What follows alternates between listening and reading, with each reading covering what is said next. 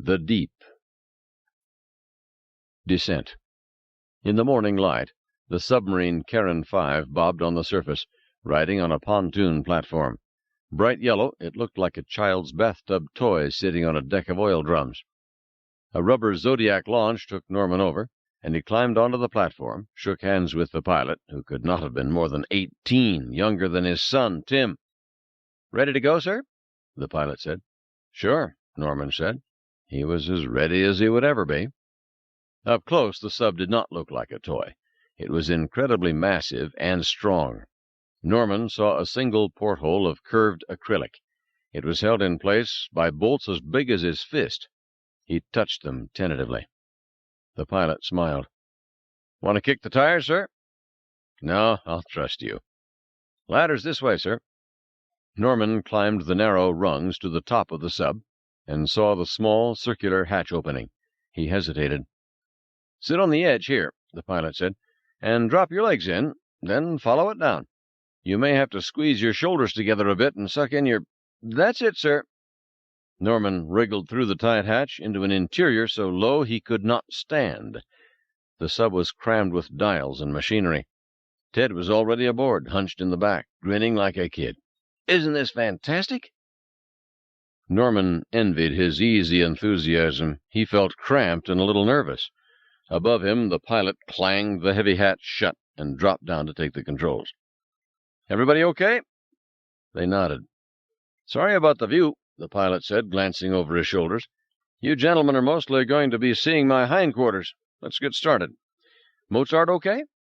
He pressed a tape deck and smiled. "We've got 13 minutes descent to the bottom. Music makes it a little easier. If you don't like Mozart, we can offer you something else." "Mozart's fine," Norman said. "Mozart's wonderful," Ted said. "Sublime." "Very good, gentlemen." The submarine hissed. There was squawking on the radio. The pilot spoke softly into a headset. A scuba diver appeared at the porthole, waved. The pilot waved back. There was a sloshing sound, then a deep rumble, and they started down. "As you see, the whole sled goes under," the pilot explained. "The sub's not stable on the surface, so we sled her up and down. We'll leave the sled at about 100 feet or so." Through the porthole they saw the diver standing on the deck, the water now waist-deep. Then the water covered the porthole. Bubbles came out of the diver's scuba.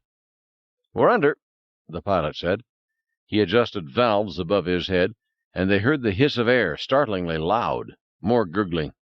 The light in the submarine from the porthole was a beautiful blue. "Lovely," Ted said.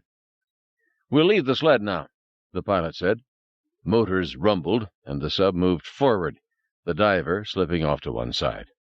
Now there was nothing to be seen through the porthole but undifferentiated blue water. The pilot said something on the radio and turned up the Mozart. "Just sit back, gentlemen," he said. "Descending 80 feet a minute." Norman felt the rumble of the electric motors, but there was no real sense of motion. All that happened was that it got darker and darker. "You know," Ted said, "we're really quite lucky about this site. Most parts of the Pacific are so deep we'd never be able to visit it in person." He explained that the vast Pacific Ocean, which amounted to half the total surface area of the Earth, had an average depth of 2 miles. There are only a few places where it is less. One is the relatively small rectangle bounded by Samoa, New Zealand, Australia, and New Guinea, which is actually a great undersea plain, like the plains of the American West, except it's at an average depth of 2,000 feet. That's what we are doing now, descending to that plain. Ted spoke rapidly. Was he nervous? Norman couldn't tell. He was feeling his own heart pound. Now it was quite dark outside. The instruments glowed green. The pilot flicked on red interior lights. Their descent continued. 400 feet. The submarine lurched, then eased forward. "This is the river." "What river?" Norman said. "Sir, we are in a current of different salinity and temperature. It behaves like a river inside the ocean. We traditionally stop about here, sir. The sub sticks in the river, takes us for a little ride." "Oh, yes," Ted said, reaching into his pocket. Ted handed the pilot a $10 bill.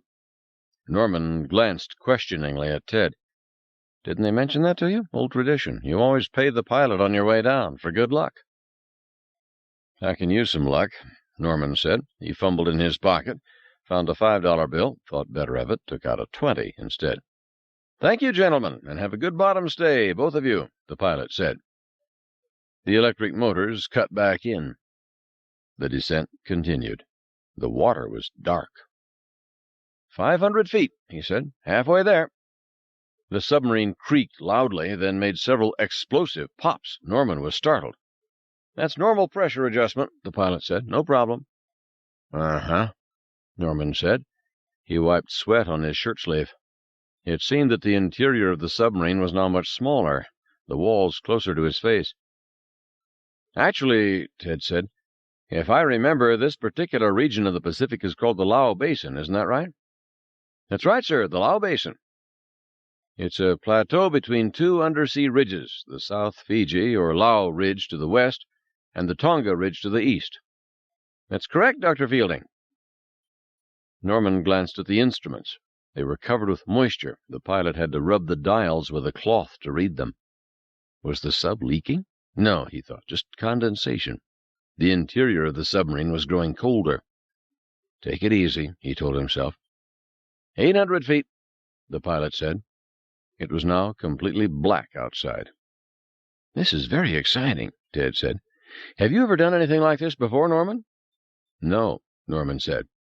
Me neither, Ted said. What a thrill. Norman wished he would shut up. You know, Ted said, when we open this alien craft up and make our first contact with another form of life, it's going to be a great moment in the history of our species on Earth. I've been wondering about what we should say. Say? You know, what words? At the threshold, with the cameras rolling. Will there be cameras? Oh, I'm sure there'll be all sorts of documentation. It's only proper, considering. So we need something to say, a memorable phrase. I was thinking of, this is a momentous moment in human history. Momentous moment? Norman said, frowning. You're right, Ted said. Awkward, I agree. Maybe a turning point in human history? Norman shook his head. How about a crossroads in the evolution of the human species? Can evolution have a crossroads? I don't see why not, Ted said. Well, a crossroads is a crossing of roads. Is evolution a road? I thought it wasn't. I thought evolution was undirected. You're being too literal, Ted said. Reading the bottom, the pilot said. 900 feet. He slowed the descent. They heard the intermittent ping of sonar. Ted said, A new threshold in the evolution of the human species? Sure. Think it will be? Will be what? A new threshold? Why not? Ted said. What if we open it up and it's just a lot of rusted junk inside and nothing valuable or enlightening at all? Good point, Ted said.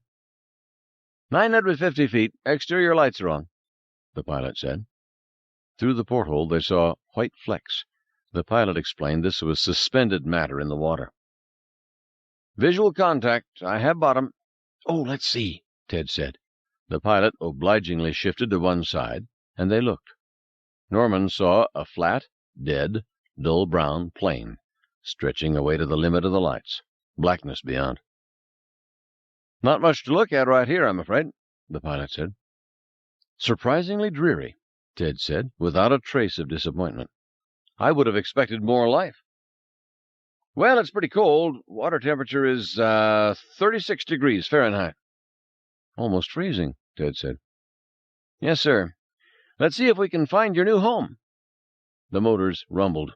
Muddy sediment churned up in front of the porthole. The sub turned, moved across the bottom. For several minutes they saw only the brown landscape. Then lights.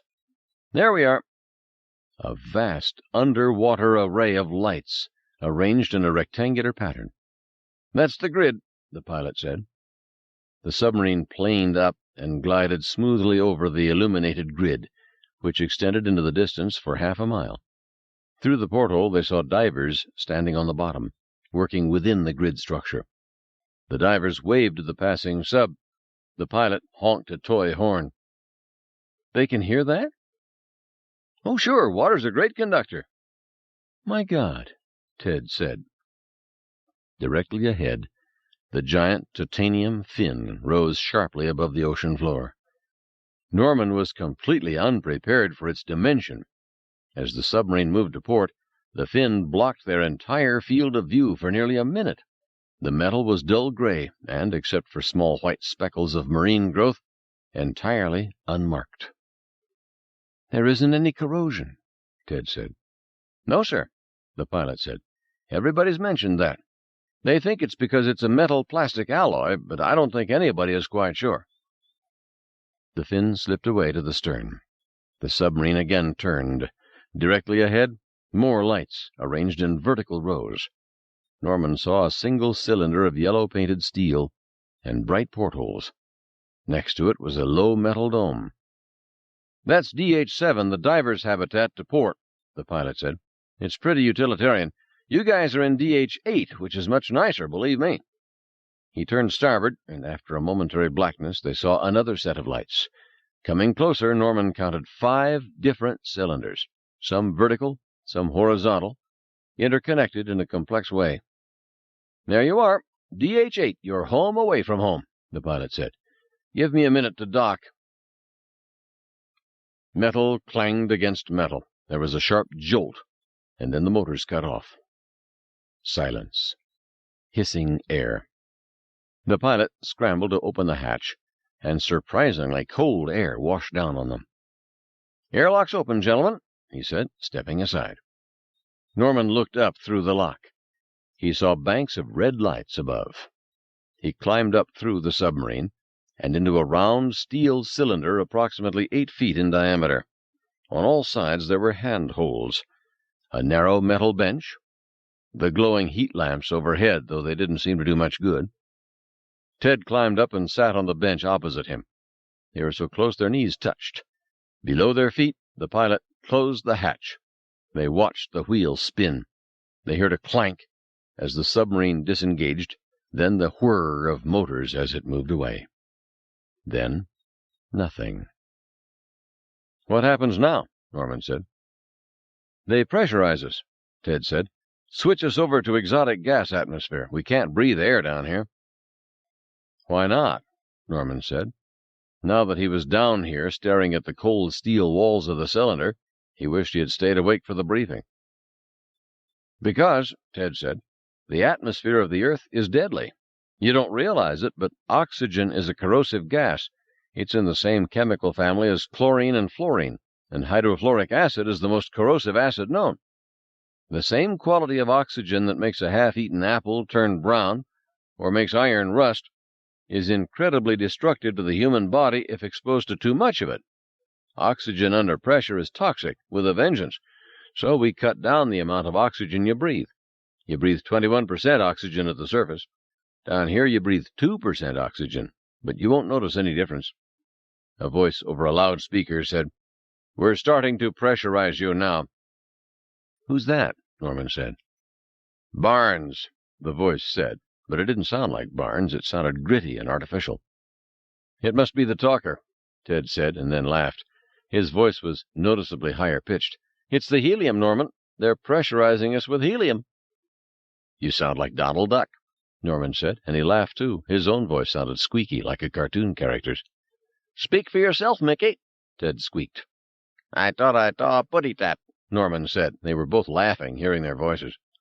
"Knock it off, you guys," Barnes said over the intercom. "This is serious." "Yes, sir, Captain," Ted said, but by now his voice was so high-pitched that it was almost unintelligible, and they fell into laughter again, their tinny voices, like those of schoolgirls, reverberating inside the steel cylinder. Helium made their voices high and squeaky, but it also had other effects. "Getting chilled, boys?" Barnes said. They were indeed getting colder. He saw Ted shivering, felt goosebumps on his own legs. It felt as if a wind were blowing across their bodies, except there wasn't any wind. The lightness of the helium increased evaporation, made them cold. Across the cylinder, Ted said something, but Norman couldn't understand Ted at all anymore. His voice was too high-pitched to be comprehensible. It was just a thin squeal. "Sounds like a couple of rats in there now," Barnes said, with satisfaction. Ted rolled his eyes toward the loudspeaker and squeaked something. "If you want to talk, get a talker," Barnes said. "You'll find them in the locker under the seat." Norman found a metal locker, clicked it open. The metal squealed loudly, like chalk on a blackboard. All the sounds in the chamber were high-pitched. Inside the locker, he saw 2 black plastic pads with neck straps. "Just slip them over your neck. Put the pad at the base of your throat." "Okay," Ted said, and then blinked in surprise. His voice sounded slightly rough, but otherwise normal. "These things must change the vocal cord frequencies," Norman said. "Why don't you guys pay attention to briefings?" Barnes said. "That's exactly what they do. You'll have to wear a talker all the time you're down here, at least if you want anybody to understand you. Still cold?" "Yes," Ted said. "Well, hang on. You're almost fully pressurized now." Then there was another hiss, and a side door slid open. Barnes stood there with light jackets over his arm. "Welcome to DH-8, he said. DH-8. "You're the last to arrive," Barnes said. "We just have time for a quick tour before we open the spacecraft." "You're ready to open it now?" Ted asked. "Wonderful! I've just been talking about this with Norman. This is such a great moment, our first contact with alien life. We ought to prepare a little speech for when we open it up." "There'll be time to consider that," Barnes said, with an odd glance at Ted. "I'll show you the habitat first. This way." He explained that the DH-8 habitat consisted of 5 large cylinders, designated A to E. Still, A is the airlock, where we are now. He led them into an adjacent changing room. Heavy cloth suits hung limply on the wall, alongside yellow sculpted helmets of the sort Norman had seen the divers wearing. The helmets had a futuristic look.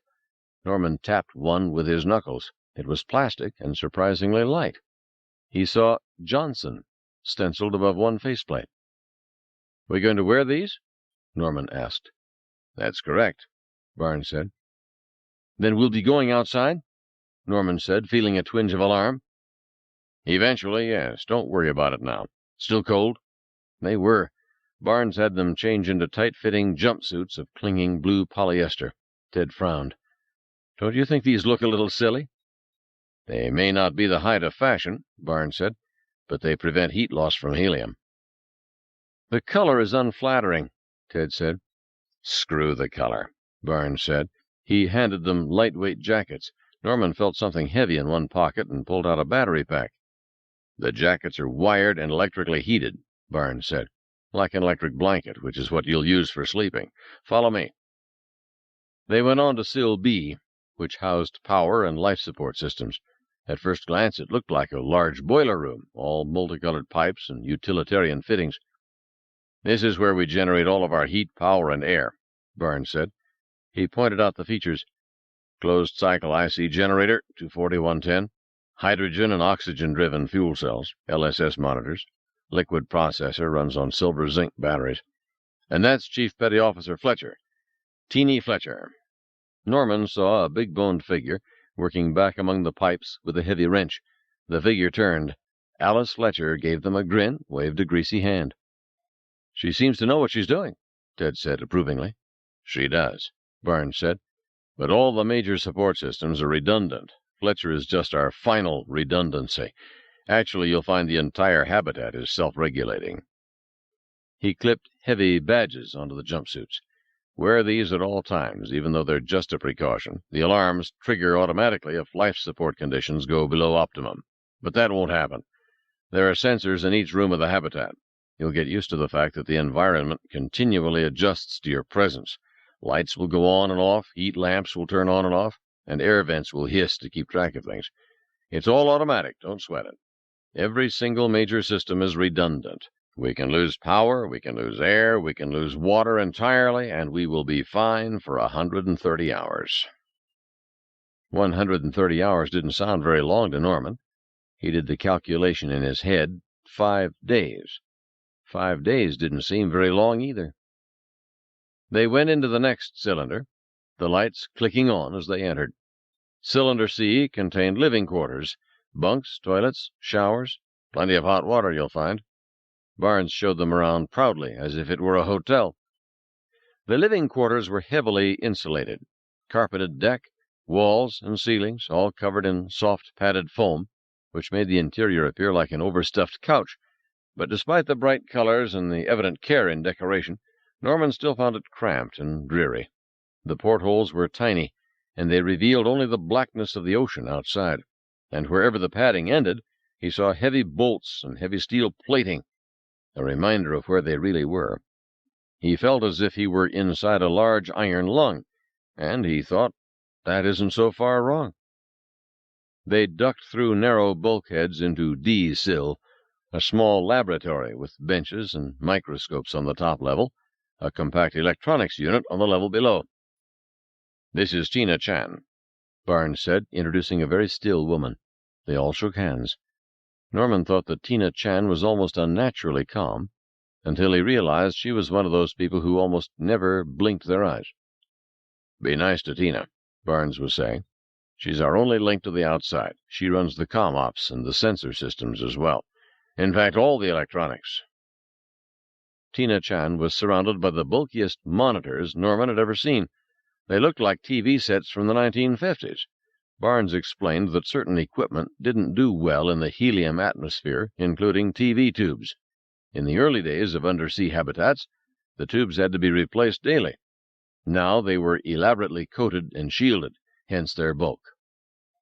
Next to Chan was another woman, Jane Edmonds, whom Barnes introduced as the unit archivist.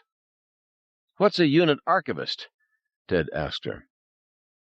"Petty Officer First Class Data Processing, sir," she said formally. Jane Edmonds wore spectacles and stood stiffly. She reminded Norman of a librarian. "Data processing?" Ted said. "My mission is to keep all the digital recordings, visual materials, and videotapes, sir. Every aspect of this historic moment is being recorded, and I keep everything neatly filed." Norman thought, she is a librarian. "Oh, excellent," Ted said. "I'm glad to hear it. Film or tape?" "Tape, sir." "I know my way around a video camera," Ted said with a smile. "What are you putting it down on, half-inch or three-quarter?" "Sir, we use a data scan image equivalent of 2,000 pixels per side-biased frame, each pixel carrying a 12-tone grayscale." "Oh," Ted said. "It's a bit better than commercial systems you may be familiar with, sir." "I see," Ted said, but he recovered smoothly and chatted with Edmonds for a while about technical matters. "Ted seems awfully interested in how we're going to record this," Barnes said, looking uneasy. "Yes, he seems to be." Norman wondered why that troubled Barnes. Was Barnes worried about the visual record, or did he think Ted would try to hog the show? Would Ted try to hog the show? Did Barnes have any worries about having this appear to be a civilian operation? "No, the exterior lights are 150-watt quartz halogen," Edmonds was saying. "We're recording at equivalent of 500,000 ASA, so that's ample. The real problem is backscatter. We're constantly fighting it." Norman said, "I notice your support team is all women." "Yes," Barnes said. "All the deep diving studies show that women are superior for submerged operations. They're physically smaller and consume less nutrients and air. They have better social skills and tolerate close quarters better, and they are physiologically tougher and have better endurance. The fact is, the Navy long ago recognized that all their submariners should be female." He laughed. "But just try to implement that one." He glanced at his watch. "We'd better move on. Ted?" They went on. The final cylinder, E-Sill, was more spacious than the others. There were magazines, a television, and a large lounge, and on the deck below was an efficient mess and a kitchen. Seaman Rose Levy, the cook, was a red-faced woman with a southern accent, standing beneath giant suction fans. She asked Norman whether he had any favorite desserts. "Desserts?" "Yes, sir, Dr. Johnson. I like to make everybody's favorite dessert if I can. What about you? You have a favorite, Dr. Fielding?" "Key lime pie," Ted said. "I love key lime pie." "Can do, sir," Levy said with a big smile. She turned back to Norman. "I haven't heard yours yet, Dr. Johnson." "Strawberry shortcake." "Easy. Got some nice New Zealand strawberries coming down on the last sub-shuttle. Maybe you'd like that shortcake tonight?" "Why not, Rose?" Barnes said heartily. Norman looked out the black porthole window. From the portholes of D-Sill, he could see the rectangular illuminated grid that extended across the bottom, following the half-mile-long buried spacecraft. Divers, illuminated like fireflies, moved over the glowing grid surface. Norman thought, I am 1,000 feet beneath the surface of the ocean, and we are talking about whether we should have strawberry shortcake for dessert. But the more he thought about it, the more it made sense. The best way to make somebody comfortable in a new environment was to give him familiar food. Strawberries make me break out, Ted said. I'll make your shortcake with blueberries, Levy said, not missing a beat. And whipped cream? Ted said. Well, you can't have everything, Barnes said, and one of the things you can't have at 30 atmospheres of mixed gas is whipped cream. Won't whip. Let's move on. Beth and Harry were waiting in the small, padded conference room directly above the mess. They both wore jumpsuits and heated jackets. Harry was shaking his head as they arrived. Like our padded cell? He poked the insulated walls. It's like living in a vagina. Beth said, Don't you like going back to the womb, Harry? No, Harry said. I've been there. Once was enough. These jumpsuits are pretty bad, Ted said, plucking at the clinging polyester. Shows your belly nicely, Harry said. Let's settle down, Barnes said. A few sequins, you could be Elvis Presley, Harry said. Elvis Presley's dead. Now's your chance, Harry said. Norman looked around. Where's Levine? Levine didn't make it, Barnes said briskly. He got claustrophobic in the sub coming down and had to be taken back, one of those things. Then we have no marine biologist? We'll manage without him. I hate this damn jumpsuit, Ted said. I really hate it. Beth looks good in hers. Yes, Beth works out. And it's damp in here, too, Ted said. Is it always so damp? Norman had noticed that humidity was a problem. Everything they touched felt slightly wet and clammy and cold. Barnes warned them of the danger of infections and minor colds, and handed out bottles of skin lotion and eardrops. I thought you said the technology was all worked out, Harry said. It is, Barnes said. Believe me, this is plush compared to the habitats 10 years ago. 10 years ago, Harry said, they stopped making habitats because people kept dying in them. Barnes frowned. There was one accident. There were 2 accidents, Harry said, a total of 4 people. Special circumstances, Barnes said, not involving Navy technology or personnel. Great, Harry said. How long did you say we were going to be down here? Maximum 72 hours, Barnes said. You sure about that? It's Navy regs, Barnes said. Why? Norman asked, puzzled. Barnes shook his head. Never, he said, never ask a reason for Navy regulations. The intercom clicked, and Tina Chan said, Captain Barnes, we have a signal from the divers. They are mounting the airlock now. Another few minutes to open. The feeling in the room changed immediately. The excitement was palpable. Ted rubbed his hands together. He realized, of course, that even without opening that spacecraft, we have already made a major discovery of profound importance. What's that? Norman said. We've shot the unique event hypothesis to hell, Ted said, glancing at Beth. The unique event hypothesis? Barnes said. He's referring, Beth said, to the fact that physicists and chemists tend to believe in intelligent extraterrestrial life, while biologists tend not to. Many biologists feel the development of intelligent life on Earth required so many peculiar steps that it represents a unique event in the universe that may never have occurred elsewhere. Wouldn't intelligence arise again and again? Barnes said. Well, it barely arose on the Earth, Beth said. The Earth is 4.5 billion years old, and single-celled life appeared 3.9 billion years ago, almost immediately, geologically speaking. But life remained single-celled for the next 3 billion years. Then in the Cambrian period, around 600 million years ago, there was an explosion of sophisticated life forms. Within 100 million years, the ocean was full of fish.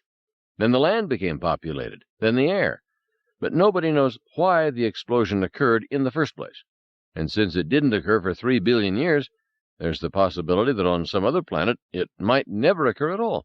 And even after the Cambrian, the chain of events leading to man appears to be so special, so chancy, that biologists worry it might never have happened, Just consider the fact that if the dinosaurs hadn't been wiped out 65 million years ago, by a comet or whatever, then reptiles might still be the dominant form on Earth, and mammals would never have had a chance to take over. No mammals, no primates. No primates, no apes. No apes, no man. There are a lot of random factors in evolution, a lot of luck. That's why biologists think intelligent life might be a unique event in the universe, only occurring here. Except now, Ted said, we know it's not a unique event because there is a damn big spacecraft out there. Personally, Beth said, I couldn't be more pleased. She bit her lip. You don't look pleased, Norman said. I tell you, Beth said, I can't help being nervous. 10 years ago, Bill Jackson at Stanford ran a series of weekend seminars on extraterrestrial life. This was right after he won the Nobel Prize in chemistry. He split us into two groups. One group designed the alien life form and worked it all out scientifically. The other group tried to figure out the life form and communicate with it. Jackson presided over the whole thing as a hard scientist, not letting anybody get carried away. One time we brought in a sketch of a proposed creature, and he said, very tough, "Okay, where's the anus?" That was his criticism. But many animals on Earth have no anus. There are all kinds of excretory mechanisms that don't require a special orifice. Jackson assumed an anus was necessary, but it isn't. And now? She shrugged. Who knows what we'll find? We'll know soon enough, Ted said. The intercom clicked.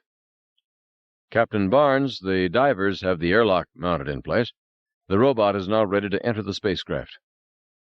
Ted said, What robot? The door. I don't think it's appropriate at all, Ted said angrily. We came down here to make a manned entry into this alien spacecraft. I think we should do what we came here to do, make a manned entry. Absolutely not, Barnes said. We can't risk it. You must think of this, Ted said, as an archaeological site. Greater than Chichen Itza, greater than Troy, greater than Tutankhamun's tomb. Unquestionably the most important archaeological site in the history of mankind. Do you really intend to have a damned robot open that site? Where's your sense of human destiny? Where's your sense of self-preservation? Barnes said. I strongly object, Captain Barnes. Duly noted, Barnes said, turning away. Now let's get on with it. Tina, give us the video feed. Ted sputtered, but he fell silent as two large monitors in front of them clicked on.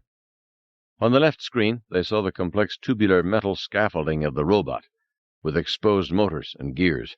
The robot was positioned before the curved gray metal wall of the spacecraft. Within that wall was a door that looked rather like an airliner door. The second screen gave a closer view of the door, taken by the video camera mounted on the robot itself. It's rather similar to an airplane door, Ted said. Norman glanced at Harry, who smiled enigmatically. Then he looked at Barnes. Barnes did not appear surprised. Barnes already knew about the door, he realized. I wonder how we can account for such parallelism in door design, Ted said. The likelihood of its occurring by chance is astronomically small. Why, this door is the perfect size and shape for a human being. That's right, Harry said. It's incredible, Ted said. Quite incredible. Harry smiled, said nothing. Barnes said, Let's find control surfaces. The robot video scanner moved left and right across the spacecraft hull. It stopped on the image of a rectangular panel mounted to the left of the door. Can you open that panel? Working on it now, sir. Whirring, the robot claw extended out toward the panel. But the claw was clumsy. It scraped against the metal, leaving a series of gleaming scratches. But the panel remained closed. Ridiculous, Ted said. It's like watching a baby. The claw continued to scratch at the panel. We should be doing this ourselves, Ted said. Use suction, Barnes said. Another arm extended out with a rubber sucker. Ah, the plumber's friend, Ted said disdainfully. As they watched, the sucker attached to the panel flattened. Then, with a click, the panel lifted open. At last! I can't see. The view inside the panel was blurred, out of focus. They could distinguish what appeared to be a series of colored, round metal protrusions, red, yellow, and blue. There were also intricate black and white symbols above the knobs. "Look," Ted said. "Red, blue, yellow, primary colors. This is a very big break." "Why?" Norman said.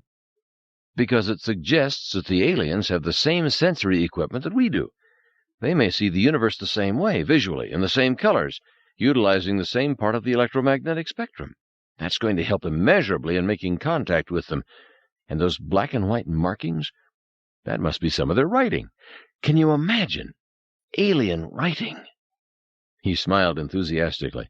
"This is a great moment," he said. "I feel truly privileged to be here." "Focus," Barnes called. "Focusing now, sir." The image became even more blurred. "No, the other way." "Yes, sir, focusing now." The image changed, slowly resolved into sharp focus. "Uh-oh," Ted said, staring at the screen. They now saw that the blurred knobs were actually 3 colored buttons, yellow, red, and blue. The buttons were each an inch in diameter and had knurled or machined edges. The symbols above the buttons resolved sharply into a series of neatly stenciled labels. From left to right, the labels read, "Emergency Ready," "Emergency Lock," and "Emergency Open," in English. There was a moment of stunned silence, and then, very softly, Harry Adams began to laugh. The spacecraft. "That's English," Ted said, staring at the screen. "Written English." "Yeah," Harry said. "Sure is." "What's going on?" Ted said. "Is this some kind of joke?" "No," Harry said. He was calm, oddly detached. "How could this spacecraft be 300 years old and carry instructions in modern English?" "Think about it," Harry said. Ted frowned. "Maybe," he said, "this alien spacecraft is somehow presenting itself to us in a way that will make us comfortable." "Think about it some more," Harry said. There was a short silence. "Well, if it is an alien spacecraft—" "It's not an alien spacecraft," Harry said. There was another silence. Then Ted said, "Well, why don't you just tell us all what it is, since you're so sure of yourself?" "All right," Harry said. "It's an American spacecraft." "An American spacecraft? Half a mile long, made with technology we don't have yet, and buried for 300 years? "Of course," Harry said.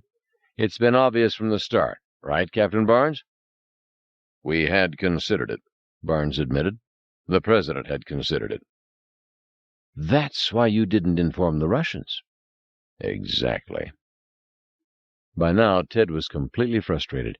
He clenched his fists as if he wanted to hit someone. He looked from one person to another. "But how did you know?" "The first clue," Harry said, "came from the condition of the craft itself. It shows no damage whatever. Its condition is pristine. Yet any spacecraft that crashes in water will be damaged.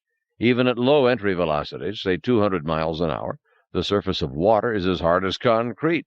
No matter how strong this craft is, you would expect some degree of damage from the impact with the water. Yet it has no damage." "Meaning?" "Meaning it didn't land in the water." "I don't understand. It must have flown here." "It didn't fly here. It arrived here." "From where?" "From the future," Harry said. "This is some kind of Earth craft that will be made in the future, and has traveled backward in time and appeared under our ocean several hundred years ago." "Why would people in the future do that?" Ted groaned. He was clearly unhappy to be deprived of his alien craft, his great historical moment. He slumped in a chair and stared dully at the monitor screens.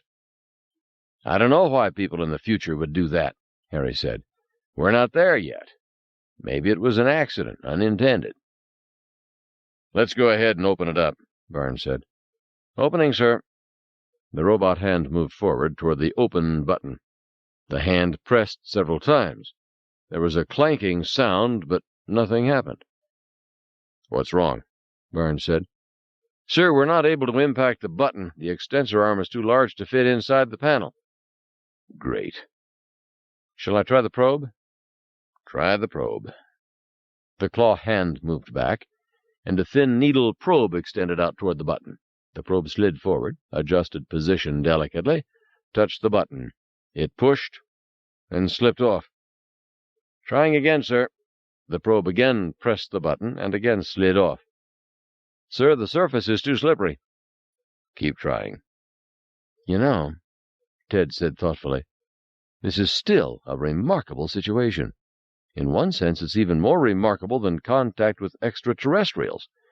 I was already quite certain that extraterrestrial life exists in the universe, but time travel? Frankly, as an astrophysicist, I had my doubts. From everything we know, it's impossible, contradicted by the laws of physics. And yet, now we have proof that time travel is possible, and that our own species will do it in the future."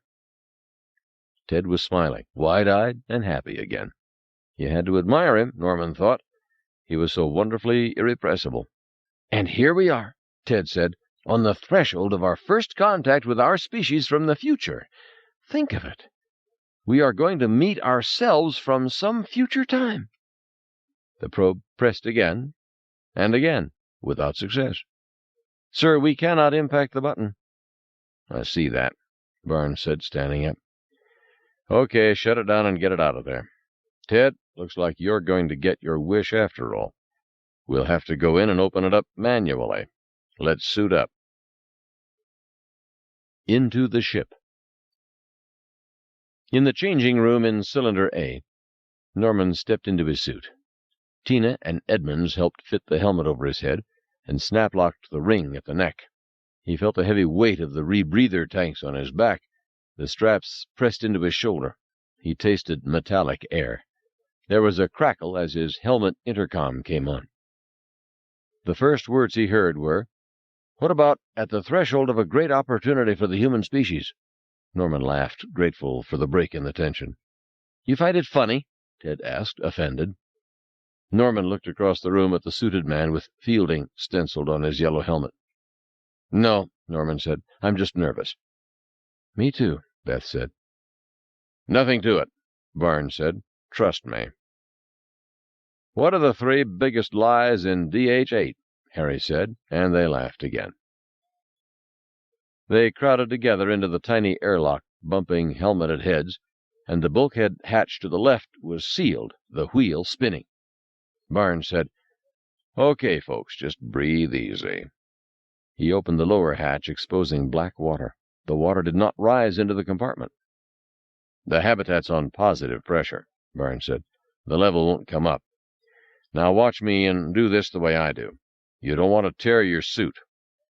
Moving awkwardly with the weight of the tanks, he crouched down by the hatch, gripped the side handholds, and let go, disappearing with a soft splash. One by one, they dropped down to the floor of the ocean. Norman gasped as near-freezing water enveloped his suit. Immediately he heard the hum of a tiny fan as the electrical heaters in his suit activated. His feet touched soft, muddy ground. He looked around in the darkness. He was standing beneath the habitat. Directly ahead, 100 yards away, was the glowing rectangular grid. Barnes was already striding forward, leaning into the current, moving slowly like a man on the moon. "Isn't this fantastic?" "Calm down, Ted," Harry said. Beth said, "Actually, it's odd how little life there is down here. Have you noticed? Not a sea fan, not a slug, not a sponge, not a solitary fish. Nothing but empty brown seafloor. This must be one of those dead spots in the Pacific." A bright light came on behind him. Norman's own shadow was cast forward on the bottom. He looked back and saw Edmonds holding a camera and light in a bulky waterproof housing. "We recording all this?" "Yes, sir." "Try not to fall down, Norman," Beth laughed. "I'm trying." They were closer now to the grid. Norman felt better seeing the other divers working there. To the right was the high fin, extending out of the coral, an enormous, smooth, dark surface dwarfing them as it rose toward the surface. Barnes led them past the fin and down into a tunnel cut in the coral. The tunnel was 60 feet long, narrow, strung with lights. They walked single file. It felt like going down into a mine, Norman thought. "This what the divers cut?" "That's right." Norman saw a boxy, corrugated steel structure surrounded by pressure tanks. "Airlock ahead. We're almost there," Barnes said. "Everybody okay?" "So far," Harry said. They entered the airlock, and Barnes closed the door. Air hissed loudly. Norman watched the water recede down past his faceplate, then his waist, his knees, then to the floor. The hissing stopped, and they passed through another door, sealing it behind them. Norman turned to the metal hull of the spaceship. The robot had been moved aside. Norman felt very much as if he were standing alongside a big jetliner, a curved metal surface and a flush door. The metal was a dull gray, which gave it an ominous quality. Despite himself, Norman was nervous. Listening to the way the others were breathing, he sensed they were nervous too. "Okay," Barnes said. "Everybody here?" Edmund said, "Wait for video, please, sir." "Okay, waiting." They all lined up beside the door, but they still had their helmets on. It wasn't going to be much of a picture, Norman thought. Edmonds, "Tape is running." Ted, "I'd like to say a few words." Harry, "Jesus, Ted, can't you ever let up?" Ted, "I think it's important." Harry, "Go ahead, make your speech." Ted, "Hello, this is Ted Fielding, here at the door of the unknown spacecraft which has been discovered." Barnes, "Wait a minute, Ted. Here at the door of the unknown spacecraft sounds like here at the tomb of the unknown soldier." Ted, "You don't like it?" Barnes, "Well, I think it has the wrong associations." Ted, "I thought you would like it." Beth, "Can we just get on with it, please?" Ted, "Never mind." Harry, "What, are you going to pout now?" Ted, "Never mind. We'll do without any commentary on this historic moment." Harry, "Okay, fine. Let's get it open." Ted, "I think everybody knows how I feel. I feel that we should have some brief remarks for posterity." Harry, "Well, make your goddamn remarks." Ted, "Listen, you son of a bitch, I've had about enough of your superior know-it-all attitude." Barnes, "Stop tape, please." Edmonds, "Tape is stopped, sir." Barnes, "Let's everyone settle down." Harry, "I consider all this ceremony utterly irrelevant." Ted, "Well, it's not irrelevant, it's appropriate." Barnes, "All right, I'll do it. Roll the tape." Edmonds, "Tape is rolling." Barnes, "This is Captain Barnes. We are now about to open the hatch cover. Present with me on this historic occasion are Ted Fielding, Norman Johnson, Beth Halpern, and Harry Adams." Harry, "Why am I last?" Barnes, "I did it left to right, Harry." Harry, "Isn't it funny the only black man is named last?" Barnes, "Harry, it's left to right, the way we're standing here." Harry, "And after the only woman. I'm a full professor. Beth is only an assistant professor." Beth, "Harry." Ted, "You know how perhaps we should be identified by our full titles and institutional affiliations." Harry, "What's wrong with alphabetical order?" Barnes, "That's it. Forget it. No tape." Edmonds, "Tape is off, sir." Barnes, "Jesus Christ." He turned away from the group, shaking his helmeted head. He flipped up the metal plate, exposed the two buttons, and pushed one. A yellow light blinked. "Ready." "Everybody stay on internal air," Barnes said. They all continued to breathe from their tanks, in case the interior gases in the spacecraft were toxic. "Everybody ready?" "Ready." Barnes pushed the button marked "Open." With a rumble, the door slid open sideways, just like an airplane door. For a moment, Norman could see nothing but blackness beyond. They moved forward cautiously, shone their lights through the open door, saw girders, a complex of metal tubes. "Check the air, Beth." Beth pulled the plunger on a small gas monitor in her hand. The readout screen glowed. "Nitrogen, oxygen, trace CO2 and water vapor. The right proportions. It's Earth atmosphere." "Contaminants?" "No." "Okay. One at a time." Barnes removed his helmet first, breathed the air. "It seems okay. Metallic, a slight tingle, but okay." He took a few deep breaths, then nodded. The others removed their helmets, set them on the deck. "That's better. Shall we go?" "Why not?" There was a brief hesitation, and then Beth stepped through quickly. "Ladies first." The others followed her. Norman glanced back, saw all their yellow helmets lying on the floor. Edmonds, holding the video camera to her eye, said, "Go ahead, Dr. Johnson." Norman turned and stepped into the spacecraft. Interior. They stood on a catwalk 5 feet wide, suspended high in the air. Norman shone his flashlight down. The beam glowed through 40 feet of darkness before it splashed on the lower hull. Surrounding them, dimly visible in the darkness, was a dense network of struts and girders. Beth said, "It's like being in an oil refinery." She shone her light on one steel beam. Stenciled was AVR-09. All the stenciling was in English. "Most of what you see is structural," Barnes said. "Cross-stress bracing for the outer hull gives tremendous support along all axes.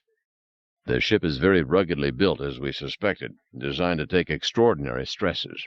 There's probably another hull further in." Norman was reminded that Barnes had once been an aeronautical engineer. "Not only that," Harry said, shining his light on the outer hull. "Look at this, a layer of lead." "Radiation shield?" "Must be. It's 6 inches thick." "So this ship was built to handle a lot of radiation." "A hell of a lot," Harry said. There was a haze in the ship, and a faintly oily feel to the air. The metal girders seemed to be coated in oil, but when Norman touched them, the oil didn't come off on his fingers. He realized that the metal itself had an unusual texture. It was slick and slightly soft to the touch, almost rubbery. "Interesting," Ted said. "Some kind of new material. We associate strength with hardness, but this metal, if it is metal, is both strong and soft. Materials technology is obviously advanced since our day." "Obviously," Harry said. "Well, it makes sense," Ted said. "If you think of America 50 years ago as compared with today, one of the biggest changes is the great variety of plastics and ceramics we have now that were not even imagined back then." Ted continued to talk, his voice echoing in the cavernous darkness, but Norman could hear the tension in his voice. Ted's whistling in the dark, he thought. They moved deeper into the ship. Norman felt dizzy to be so high in the gloom. They came to a branch point in the catwalk. It was hard to see with all the pipes and struts, like being in a forest of metal. "Which way?" Barnes had a wrist compass. It glowed green. "Go right." They followed the network of catwalks for 10 minutes more. Gradually, Norman could see that Barnes was right. There was a central cylinder constructed within the outer cylinder, and held away from it by a dense arrangement of girders and supports. A spacecraft within a spacecraft. Why would they build a ship like this? "You'd have to ask them." "The reasons must have been compelling," Barnes said. "The power requirements for a double hull with so much lead shielding. Hard to imagine the engine you'd need to make something this big fly." After 3 or 4 minutes, they arrived at the door on the inner hull. It looked like the outer door. "Breathers back on?" "I don't know. Can we risk it?" Without waiting, Beth flipped up the panel of buttons, pressed open, and the door rumbled open. More darkness beyond. They stepped through. Norman felt softness underfoot. He shined his light down on beige carpeting. Their flashlights crisscrossed the room, revealing a large, contoured beige console with 3 high-backed padded seats. The room was clearly built for human beings. Must be the bridge or the cockpit. But the curved consoles were completely blank. There was no instrumentation of any kind, and the seats were empty. They swung their beams back and forth in the darkness. "Looks like a mock-up rather than the real thing." "It can't be a mock-up." "Well, it looks like one." Norman ran his hand over the smooth contours of the console. It was nicely molded, pleasant to feel. Norman pressed the surface, felt it bend to his touch, rubbery again. "Another new material." Norman's flashlight showed a few artifacts, Taped to the far end of the console was a hand-marked sign on a 3x5 filing card. It said, "Go, baby, go." Nearby was a small plastic statuette of a cute animal that looked like a purple squirrel. The base said, "Lucky Lemontina," whatever that meant. These seats leather? Looks like it. Where are the damned controls? Norman continued to poke at the blank console, and suddenly the beige console surface took on depth and appeared to contain instruments, screens. All the instrumentation was somehow within the surface of the console, like an optical illusion or a hologram. Norman read the lettering above the instruments: pause thrusters, F3 piston booster, glider, sieves. More new technology, Ted said. Reminiscent of liquid crystals, but far superior, some kind of advanced optoelectronics. Suddenly all the console screens glowed red, and there was a beeping sound. Startled, Norman jumped back. The control panel was coming to life. "Watch it, everybody!" A single, bright, lightning flash of intense white light filled the room, leaving a harsh afterimage. Oh, God! Another flash, and another. And then the ceiling lights came on, evenly illuminating the room. Norman saw startled, frightened faces. He sighed, exhaling slowly. Jesus! "How the hell did that happen?" Barnes said. "It was me," Beth said. "I pushed this button." "Let's not go around pushing buttons, if you don't mind," Barnes said irritably. "It was marked room lights. It seemed an appropriate thing to do." "Let's try to stay together on this," Barnes said. "Well, Jesus, Hal, just don't push any more buttons, Beth." They were moving around the cabin, looking at the instrument panel, at the chairs. All of them, that is, all except for Harry. He stood very still in the middle of the room, not moving, and said, "Anybody see a date anywhere?" "No date."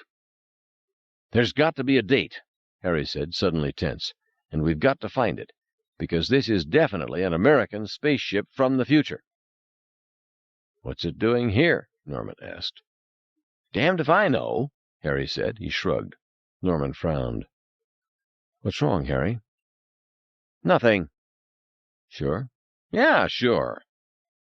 Norman thought, "He's figured out something, and it bothers him, but he's not saying what it is." Ted said, "So this is what a time-travel machine looks like." "I don't know," Barnes said. "If you ask me, this instrument panel looks like it's for flying, and this room looks like a flight deck." Norman thought so, too. Everything about the room reminded him of an airplane cockpit. The 3 chairs for pilot, co-pilot, navigator. The layout of the instrumentation. This was a machine that flew, he was sure of it, yet something was odd. He slipped into one of the contoured chairs. The soft, leather-like material was almost too comfortable. He heard a gurgling. Water inside? "I hope you're not going to fly this sucker," Ted laughed. No. What's that whirring noise?" The chair gripped him. Norman had an instant of panic, feeling the chair move all around his body, squeezing his shoulders, wrapping around his hips. The leather padding slid around his head, covering his ears, drawing down over his forehead. He was sinking deeper, disappearing inside the chair itself, being swallowed up by it. Oh, God! And then the chair snapped forward, pulling up tight before the control console. And the whirring stopped. Then, nothing. "I think," Beth said, "that the chair thinks you are going to fly it." Norman said, trying to control his breathing, his racing pulse. "I wonder how I get out." The only part of his body still free were his hands. He moved his fingers, felt a panel of buttons on the arms of the chair. He pressed one. The chair slid back, opened like a soft clam, released him. Norman climbed out and looked back at the imprint of his body slowly disappearing as the chair whirred and adjusted itself. Harry poked one of the leather pads experimentally, heard the gurgle. "Water filled." "Makes perfect sense," Barnes said.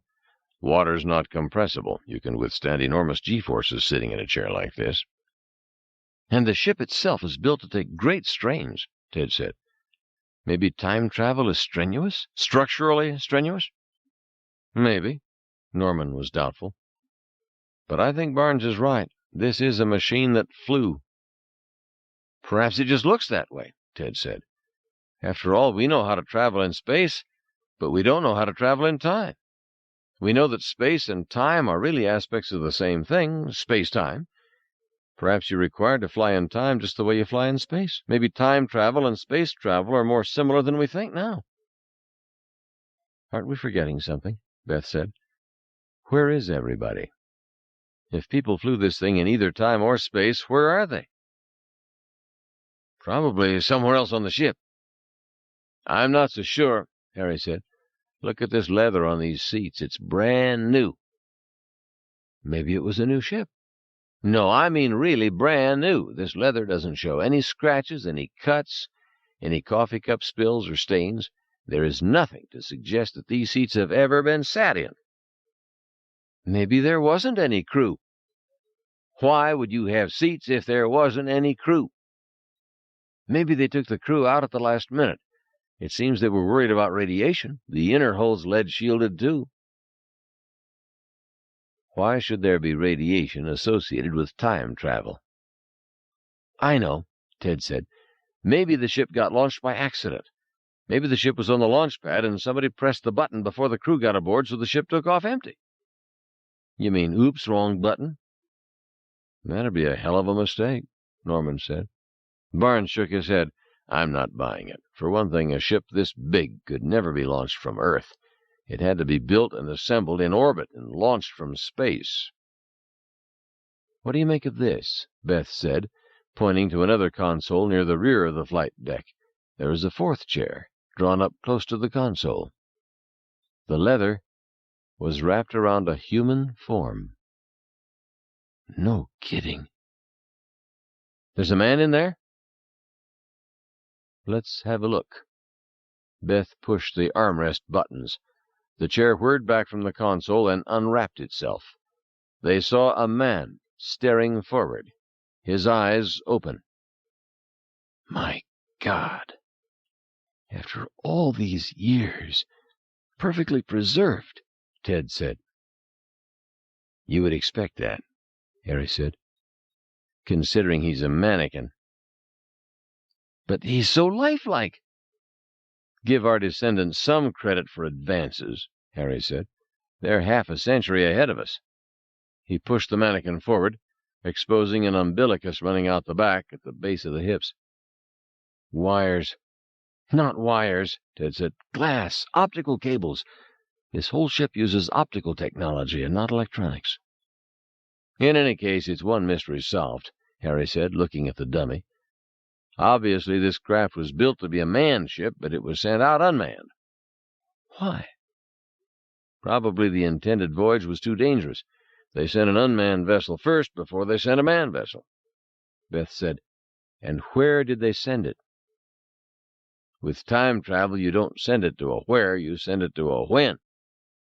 Okay, then to when did they send it? Harry shrugged. No information yet, he said. That diffidence again, Norman thought. What was Harry really thinking? Well, this craft is half a mile long, Barnes said. We have a lot more to see. I wonder if they had a flight recorder, Norman said. You mean like a commercial airliner? Yes, something to record the activity of the ship on its voyage. They must have, Harry said. Trace the dummy cable back, you're sure to find it. I'd like to see that recorder, too. In fact, I would say it is crucial. Norman was looking at the console, lifting up a keyboard panel. Look here, he said. I found a date. They clustered around. There was a stamp in the plastic beneath the keyboard. Intel Inc., made in USA. Serial number 98004077-8543. August 5th, 2043? Looks like it. So we're walking through a ship 50-odd years before it's going to be built. This is giving me a headache. Look here. Beth had moved forward from the console deck into what looked like living quarters. There were 20 bunk beds. Crew of 20? If it took 3 people to fly it, what were the other 17 for? Nobody had an answer to that. Next, they entered a large kitchen, a toilet, living quarters. Everything was new and sleekly designed, but recognizable for what it was. You know, Hal, this is a lot more comfortable than DH-8. Yes, maybe we should move in here. Absolutely not, Barnes said. We're studying this ship, not living in it. We've got a lot more work to do before we even begin to know what this is all about. It'd be more efficient to live here while we explore it. I don't want to live here, Harry said. It gives me the creeps. Me too, Beth said. They had been aboard the ship for an hour now, and Norman's feet hurt. That was another thing he hadn't anticipated. While exploring a large spacecraft from the future, your feet could begin to hurt. But Barnes continued on. Leaving the crew quarters, they entered a vast area of narrow walkways set out between great sealed compartments that stretched ahead as far as they could see. The compartments turned out to be storage bays of immense size. They opened one bay and found it was filled with heavy plastic containers, which looked rather like the loading containers of contemporary airliners, except many times larger. They opened one container. No kidding, Barnes said, peering inside. What is it? Food. The food was wrapped in layers of lead foil and plastic, like NASA rations. Ted picked one up. Food from the future, he said, and smacked his lips. You going to eat that? Harry said. Absolutely, Ted said. You know, I once had a bottle of Dom Perignon 1897, but this will be the first time I've ever had anything to eat from the future, from 2043. It's also 300 years old, Harry said. Maybe you'll want to film this, Ted said to Edmonds. Me eating. Edmonds dutifully put the camera to her eye, flicked on the light. Let's not do that now, Barnes said. We have other things to accomplish. This is human interest, Ted said. Not now, Barnes said firmly. He opened a second storage container, and a third. They all contained food. They moved to the next storage bay and opened more containers. It's all food, nothing but food.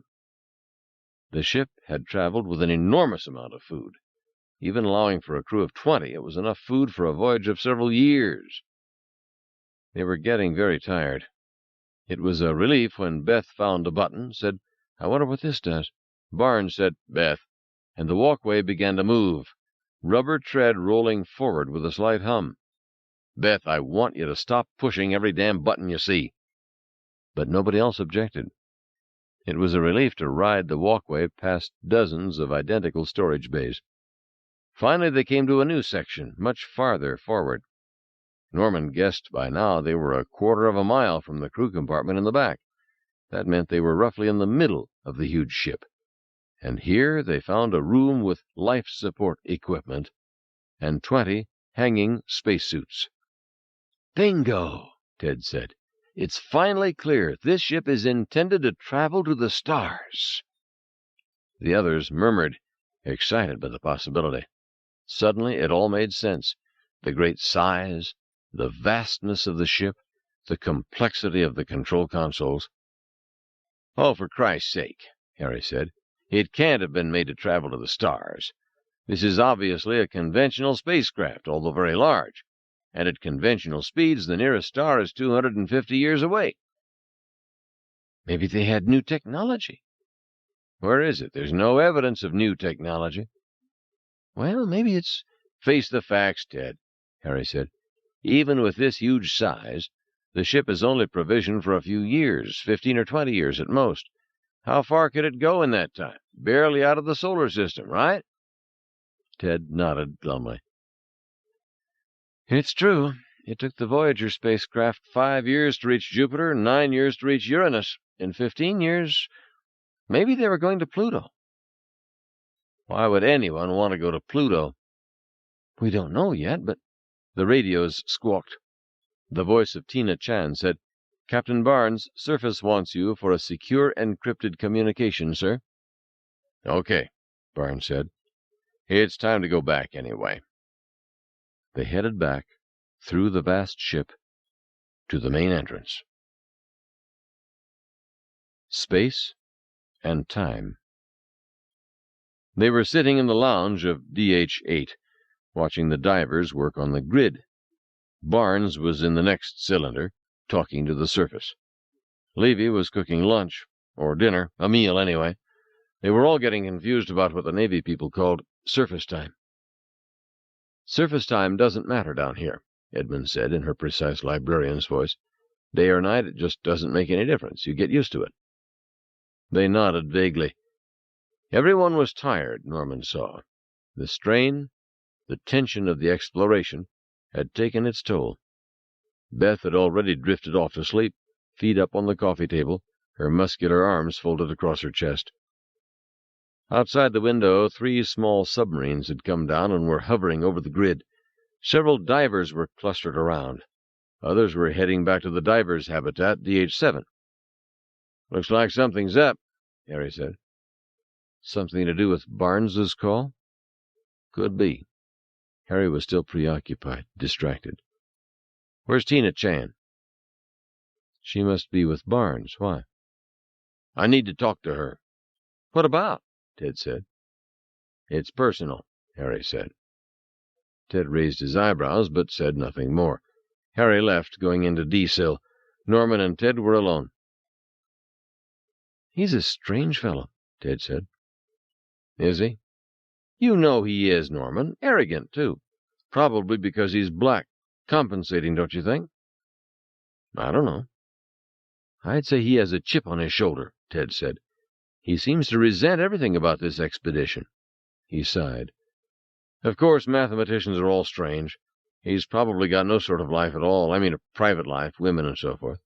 Did I tell you I married again?" "I read it somewhere," Norman said. "She's a television reporter," Ted said. "Wonderful woman."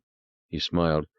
"When we got married, she gave me this Corvette. Beautiful '58 Corvette as a wedding present. You know that nice fire-engine red color they had in the 50s? That color." Ted paced around the room, glanced over at Beth. "I just think this is all unbelievably exciting. I couldn't possibly sleep." Norman nodded. It was interesting how different they all were, he thought. Ted, eternally optimistic, with the bubbling enthusiasm of a child. Harry, with the cold, critical demeanor, the icy mind, the unblinking eye. Beth, not so intellectual or so cerebral, at once more physical and more emotional. That was why, though they were all exhausted, only Beth could sleep. "Say, Norman," Ted said, "I thought you said this was going to be scary." "I thought it would be," Norman said. "Well," Ted said, "of all the people who could be wrong about this expedition, I'm glad it was you." "I am, too. Although I can't imagine why you would select a man like Harry Adams for this team. Not that he isn't distinguished, but—" Norman didn't want to talk about Harry. "Ted, remember back on the ship when you said space and time are aspects of the same thing?" "Space-time, yes." "I've never really understood that." "Why? It's quite straightforward." "You can explain it to me?" "Sure." "In English?" Norman said. "You mean explain it without mathematics?" "Yes." "Well, I'll try."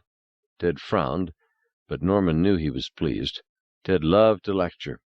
He paused for a moment, then said, "Okay, let's see where we need to begin. You're familiar with the idea that gravity is just geometry?" "No."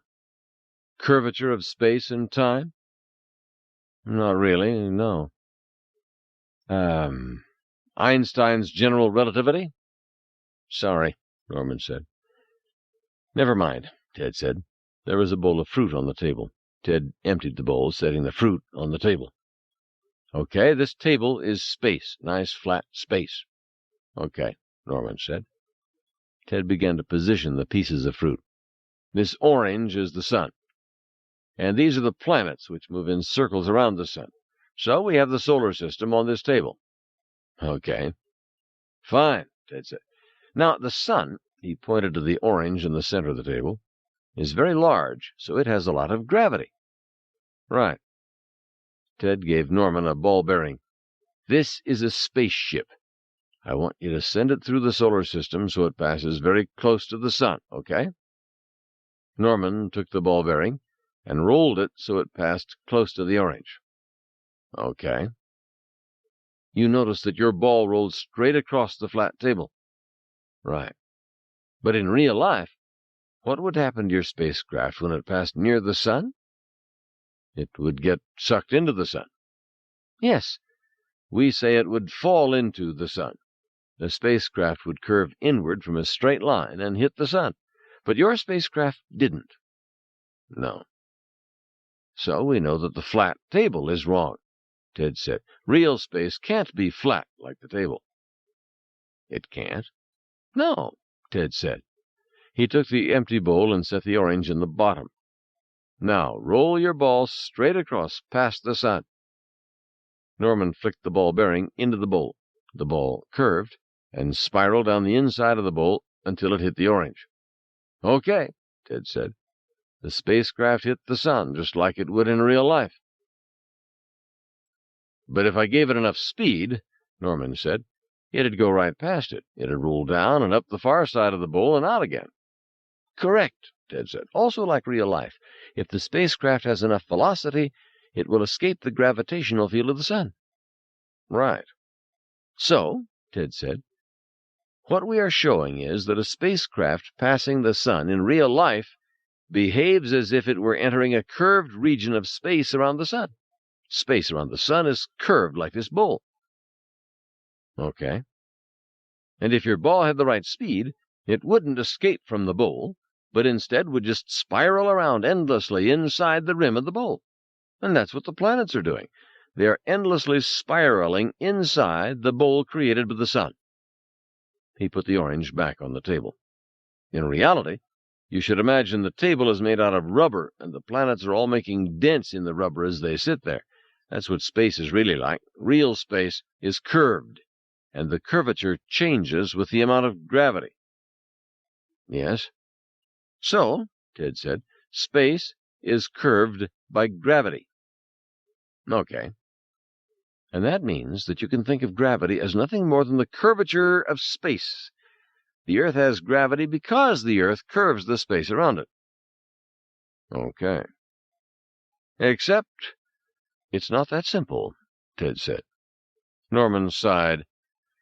I didn't think it would be. Harry came back into the room, looked at the fruit on the table, but said nothing.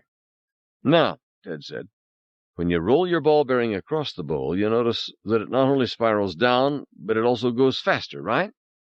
Yes. Now, when an object goes faster, time on that object passes slower. Einstein proved that early in the century. What it means is that you can think of the curvature of space as also representing a curvature of time. The deeper the curve in the bowl, the slower time passes. Harry said, Well, layman's terms, Ted said. Give the guy a break. Yeah, Norman said. Give the guy a break. Ted held up the bowl. Now, if you're doing all this mathematically, what you find is that the curved bowl is neither space nor time, but the combination of both, which is called space-time. This bowl is space-time, and objects moving on it are moving in space-time. We don't think about movement that way, but that's really what's happening. It is? Sure, take baseball. Idiot game, Harry said. I hate games. You know baseball? Ted said to Norman. Yes, Norman said. Okay, imagine the batter hits a line drive to the center fielder. The ball goes almost straight out and takes, say, half a second. Right. Now, imagine the batter hits a high-pop fly to the same center fielder. This time the ball goes way up in the air, and it takes 6 seconds before the center fielder catches it. Okay. Now, the paths of the two balls, the line drive and the pop fly, look very different to us. But both these balls moved exactly the same in space-time. No, Norman said. Yes, Ted said, and in a way you already know it. Suppose I ask you to hit a high-pop fly to the center fielder, but to make it reach the fielder in half a second instead of 6 seconds. That's impossible, Norman said. Why? Just hit the popfly harder. If I hit it harder, it will go higher and end up taking longer. Okay, then hit a low line drive that takes 6 seconds to reach center field. I can't do that either. Right, Ted said. So what you are telling me is that you can't make the ball do anything you want. There is a fixed relationship governing the path of the ball through space and time. Sure, because the Earth has gravity. Yes, Ted said, and we've already agreed that gravity is a curvature of space-time, like the curve of this bowl. Any baseball on Earth must move along the same curve of space-time as this ball bearing moves along this bowl. Look, he put the orange back in the bowl. Here's the Earth. He put 2 fingers on opposite sides of the orange. Here's batter and fielder. Now, roll the ball bearing from one finger to the other, and you'll find you have to accommodate the curve of the bowl. Either you flick the ball lightly and it will roll close to the orange, or you can give it a big flick and it will go way up the side of the bowl before falling down again to the other side. But you can't make this ball bearing do anything you want, because the ball bearing is moving along the curved bowl. And that's what your baseball is really doing. It's moving on curved space-time. Norman said, I sort of get it. But what does this have to do with time travel? Well, we think the gravitational field of the Earth is strong. It hurts us when we fall down. But in reality, it's very weak. It's almost non-existent. So space-time around the Earth isn't very curved. Space-time is much more curved around the Sun. And in other parts of the universe, it's very curved, producing a sort of roller coaster ride, and all sorts of distortions of time may occur. In fact, if you consider a black hole— He broke off. Yes, Ted, a black hole? Oh, my God, Ted said softly. Harry pushed his glasses up on his nose and said, Ted, for once in your life, you just might be right. They both grabbed for paper, began scribbling. It couldn't be a Schwarzschild hole. No, have to be rotating. Angular momentum would assure that. And you couldn't approach the singularity. No, the tidal forces rip you apart. But if you just dipped below the event horizon— Is it possible? Did they have the nerve? The two fell silent, making calculations, muttering to themselves. What is it about a black hole? Norman said. But they weren't listening to him any more. The intercom clicked. Barnes said, Attention, this is the captain speaking. I want all hands in the conference room on the double. We're in the conference room, Norman said. On the double, now. We're already there, Hal. That is all, Barnes said, and the intercom clicked off. The conference. I've just been on the scrambler with Admiral Spaulding of Sync Compact Honolulu, Barnes said. Apparently Spaulding just learned that I had taken civilians to saturated depths for a project about which he knew nothing. He wasn't happy about it. There was a silence. They all looked at him. He demanded that all the civilians be sent up topside. Good, Norman thought. He had been disappointed by what they had found so far. The prospect of spending another 72 hours in this humid, claustrophobic environment while they investigated an empty space vehicle did not appeal to him. I thought, Ted said, we had direct authorization from the president. We do, Barnes said, but there is the question of the storm. What storm? Harry said. They're reporting 15-knot winds and southeast swells on the surface. It looks like a Pacific cyclone is headed our way and will reach us within 24 hours. There's going to be a storm here? Beth said. Not here, Barnes said. Down here we won't feel anything, but it'll be rough on the surface. All our surface support ships may have to pull out and steam for protected harbors in Tonga. So we'd be left alone down here? For 24 to 48 hours, yes. That wouldn't be a problem. We're entirely self-sufficient, but Spaulding is nervous about pulling surface support when there are civilians below. I want to know your feelings.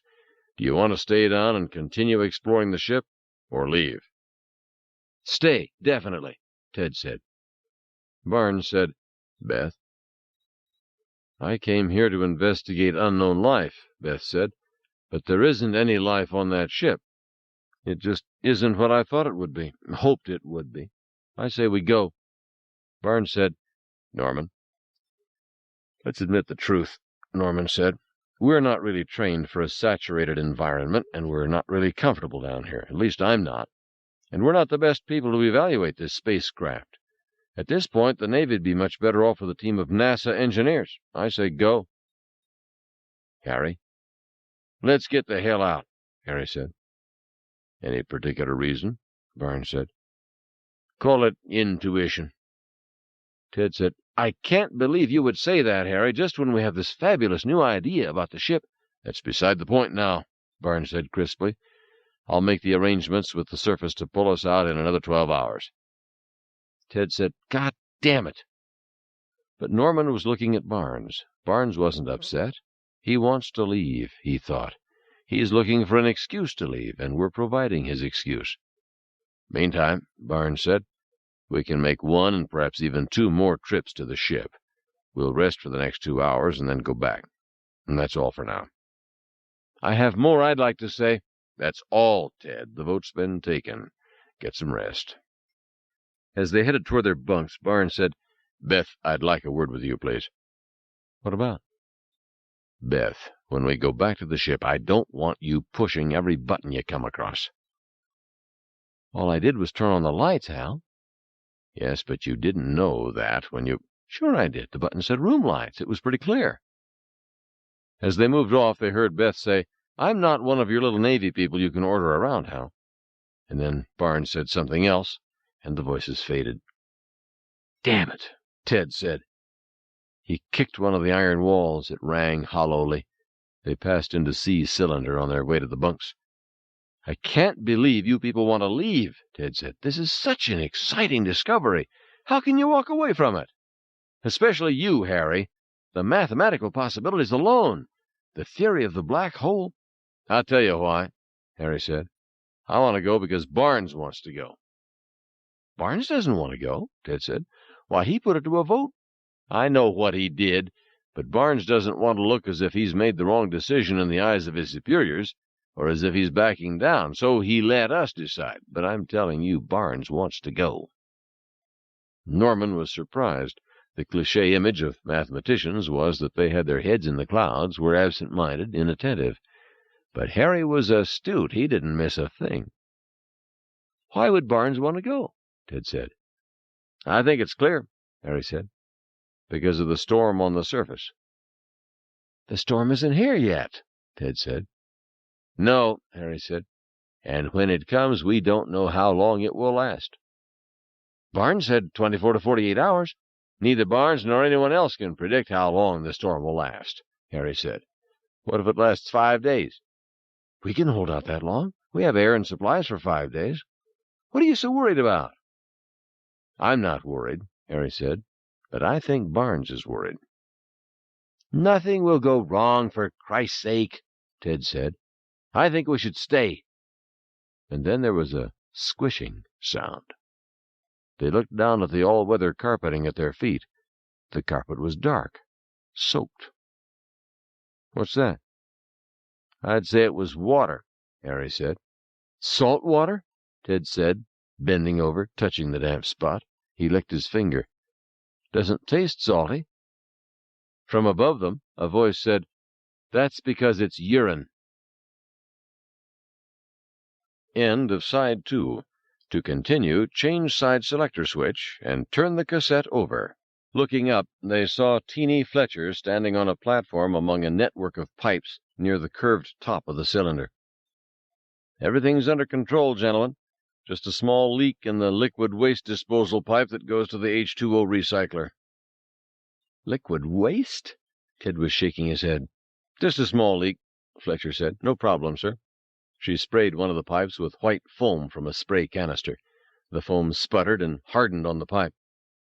We just urethane the suckers when we get them. Makes a perfect seal. How often do you get these leaks? Harry said. Liquid waste? Ted said again. Hard to say, Dr. Adams, but don't worry, really. I feel sick, Ted said. Harry slapped him on the back. Come on, it won't kill you. Let's get some sleep. I think I'm going to throw up. They went into the sleeping chamber. Ted immediately ran off to the showers. They heard him coughing and gagging. "Poor Ted," Harry said, shaking his head. Norman said, "What's all this business about a black hole, anyway?" "A black hole," Harry said, "is a dead, compressed star. Basically, a star is like a big beach ball inflated by the atomic explosions occurring inside it. When a star gets old and runs out of nuclear fuel, the ball collapses to a much smaller size. If it collapses enough, it becomes so dense and it has so much gravity that it keeps on collapsing, squeezing down on itself until it is very dense and very small, only a few miles in diameter. Then it's a black hole. Nothing else in the universe is as dense as a black hole." "So they're black because they're dead?" "No, they're black because they trap all the light. Black holes have so much gravity they pull everything into them, like vacuum cleaners. All the surrounding interstellar gas and dust, and even light itself. They just suck it right up." "They suck up light?" Norman said. He found it hard to think of that. "Yes." "So, what were you two so excited about with your calculations?" "Oh, it's a long story, and it's just speculation," Harry yawned. "It probably won't amount to anything anyway. Talk about it later?" "Sure," Norman said. Harry rolled over, went to sleep. Ted was still in the showers, hacking and sputtering. Norman went back to D-Cell to Tina's console. "Did Harry find you all right?" he said. "I know he wanted to see you." "Yes, sir, and I have the information he requested now. Why, did you want to make out your will, too?" Norman frowned. "Dr. Adams said he didn't have a will, and he wanted to make one. He seemed to feel it was quite urgent. Anyway, I checked with the surface, and you can't do it. It's some legal problem about it being in your own handwriting. You can't transmit your will over electronic lines." "I see. I'm sorry, Dr. Johnson. Should I tell the others as well?" "No," Norman said. "Don't bother the others. We'll be going to the surface soon, right after we have one last look at the ship." The large glass. This time they split up inside the spaceship. Barnes, Ted, and Edmonds continued forward in the vast cargo bays to search the parts of the ship that were still unexplored.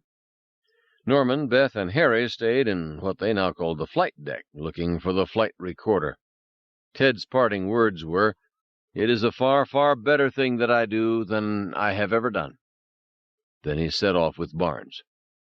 Edmonds left them a small video monitor so they could see the progress of the other team in the forward section of the ship. And they could hear. Ted chattered continuously to Barnes, giving his views about structural features of the ship. The design of the big cargo bays reminded Ted of the stonework of the ancient Mycenaeans in Greece, particularly the Lion Gate ramp at Mycenae. "Ted has more irrelevant facts at his fingertips than any man I know," Harry said. "Can we turn the volume down?" Yawning, Norman turned the monitor down. He was tired. The bunks in DH-8 were damp, the electric blankets heavy and clinging. Sleep had been almost impossible.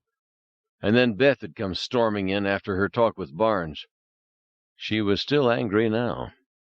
"God-damn Barnes," she said. "Where does he get off?" "He's doing the best he can, like everyone else," Norman said. She spun. "You know, Norman, sometimes you're too psychological and understanding. The man is an idiot, a complete idiot." "Let's just find the flight recorder, shall we?" Harry said. "That's the important thing now." Harry was following the umbilicus cable that ran out the back of the mannequin into the floor. He was lifting up floor panels, tracing the wires aft. "I'm sorry," Beth said, "but he wouldn't speak like that to a man. Certainly not to Ted. Ted's hogging the whole show, and I don't see why he should be allowed to." "What does Ted have to do with—" Norman began. "The man is a parasite, that's what he is. He takes the ideas of others and promotes them as his own. Even the way he quotes famous sayings, it's outrageous." "You feel he takes other people's ideas?" Norman said. "Listen, back on the surface, I mentioned to Ted that we ought to have some words ready when we open this thing. And the next thing I know, Ted's making up quotes and positioning himself in front of the camera. Well, what, Norman? Don't well me, for Christ's sake. It was my idea, and he took it without so much as a thank you." "Did you say anything to him about it?" Norman said. "No, I did not say anything to him about it. I'm sure he wouldn't remember if I did. He'd go, "Did you say that, Beth? I suppose you might have mentioned something like that, yes." I still think you should talk to him. Norman, you're not listening to me. If you talked to him, at least you wouldn't be so angry about it now. Shrink talk, she said, shaking her head. Look, Ted does whatever he wants on this expedition. He makes his stupid speeches, whatever he wants. But I go through the door first, and Barnes gives me hell. Why shouldn't I go first? What's wrong with a woman being the first for once in the history of science? Beth, and then I had the gall to turn on the lights. You know what Barnes said about that? He said I might have started a short circuit and put us all in jeopardy. He said I didn't know what I was doing. He said I was impulsive. Jesus, impulsive. Stone Age military Crichton. Turn the volume back up, Harry said. I'd rather hear Ted. Come on, guys. We're all under a lot of pressure, Beth, Norman said. It's going to affect everybody in different ways. She glared at Norman. You're saying Barnes was right? I'm saying we're all under pressure, including him, including you. Jesus, you men always stick together. You know why I'm still an assistant professor and not tenured? Your pleasant, easy-going personality, Harry said. I can do without this. I really can. Beth, Harry said, you see the way these cables are going? They're running toward that bulkhead there. See if they go up the wall on the other side of the door. You trying to get rid of me? If possible. She laughed, breaking the tension. All right, I'll look on the other side of the door. When she was gone, Harry said, She's pretty worked up. Norman said, You know the Ben Stone story? Which one? Beth did her graduate work in Stone's lab. Oh. Benjamin Stone was a biochemist at BU, a colorful, engaging man. Stone had a reputation as a good researcher who used his graduate students like lab assistants, taking their results as his own. In this exploitation of others' work, Stone was not unique in the academic community, but he proceeded a little more ruthlessly than his colleagues. Beth was living with him as well. Uh-huh. Back in the early 70s. Apparently she did a series of important experiments on the energetics of ciliary inclusion bodies. They had a big argument, and Stone broke off his relationship with her.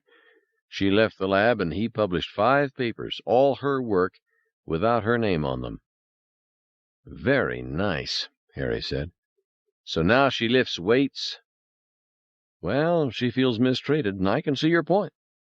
Yeah, Harry said. But the thing is, lie down with dogs, get up with fleas, you know what I mean?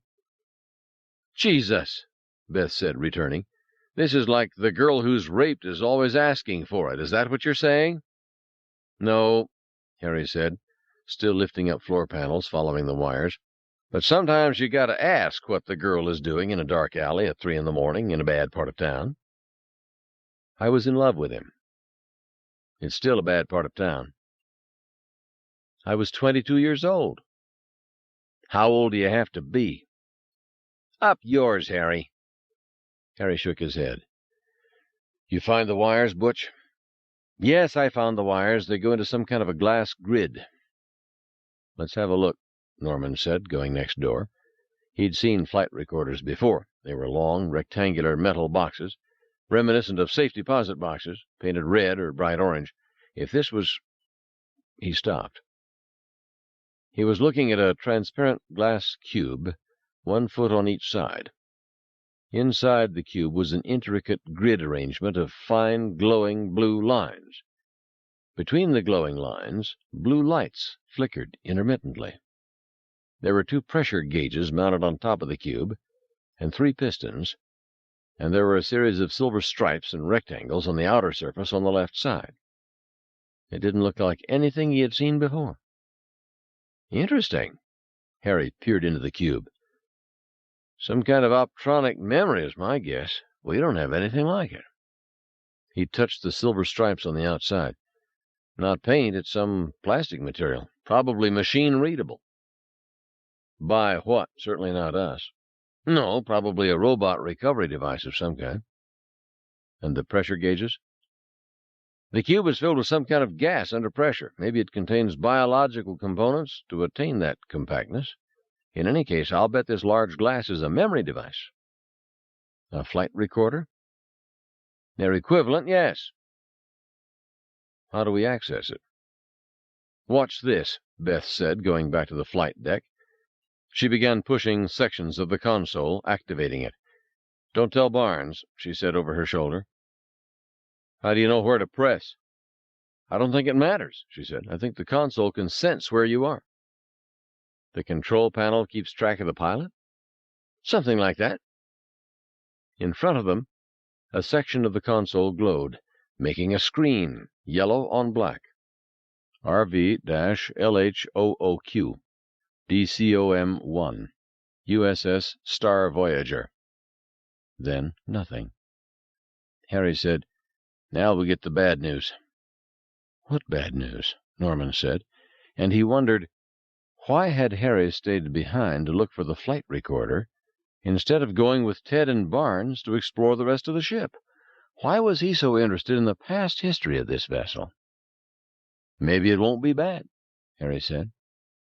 Why do you think it might be? Because, Harry said, if you consider it logically, something vitally important is missing from this ship. At that moment, the screen filled with columns. Ship systems, life systems, data systems, quartermaster, flight records, core operations, deck control, integration, direct, LSS test 1.0, LSS test 2.0, LSS test 3.0, propulsion systems, waste manage V9, status OM2 outer, status OM3 inner, status OM4 4, status DV7 aft, status V Summa, status Comrec 2, line A9-11, line A12-BX, Stabilix. What's your pleasure? Beth said, hands on the console. Flight records, Harry said. He bit his lip. Flight data summaries RV-LHOOQ,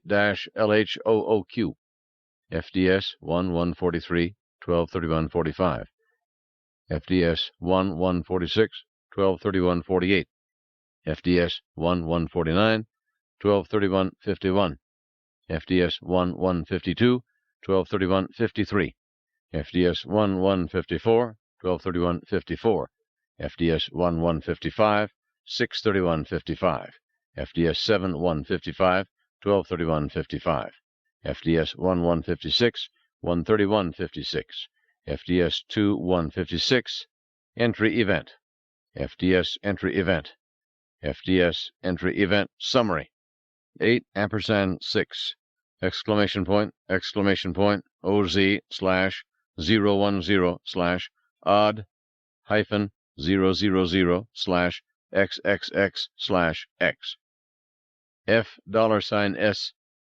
XXX/X% up arrow /XXX-X @X/X!X/X. What do you make of that? Norman said. Harry was peering at the screen. As you see, the earliest records are in 3-year intervals.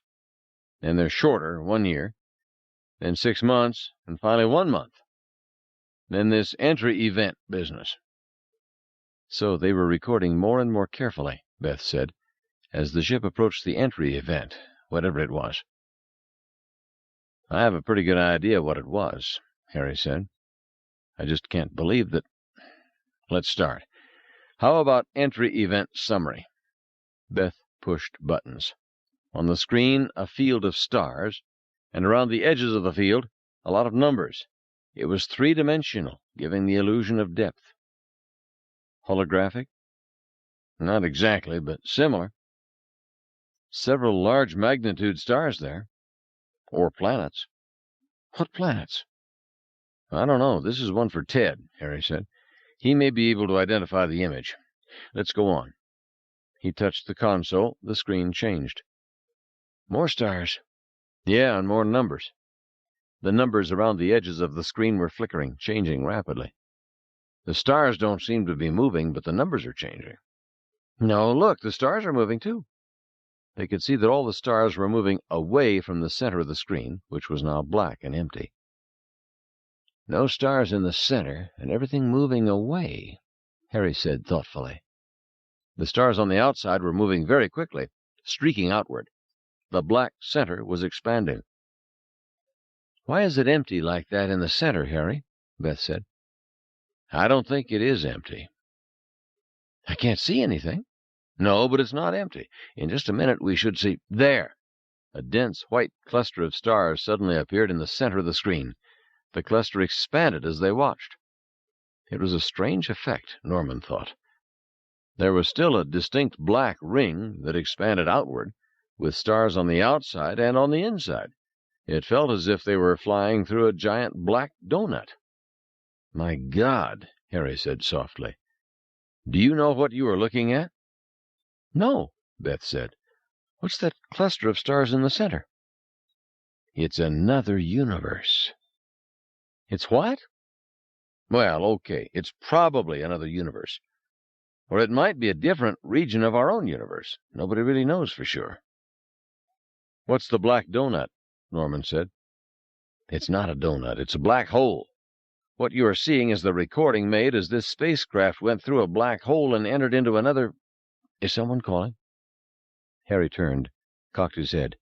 They fell silent, but heard nothing.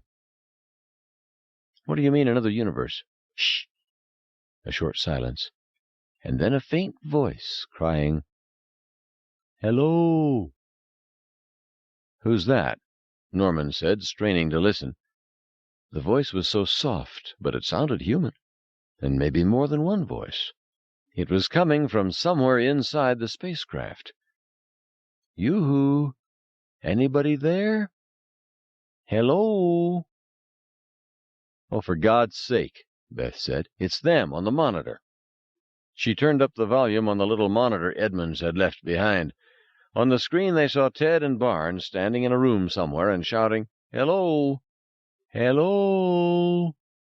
"Can we talk back?" "Yes, press that button on the side." Norman said, "We hear you." "High damn time!" Ted. "All right now," Barnes said. "Listen up." "What are you people doing back there?" Ted said. "Listen up," Barnes said. He stepped to one side, revealing a piece of multicolored equipment. "We now know what this ship is for." "So do we," Harry said. "We do?" Beth and Norman said together.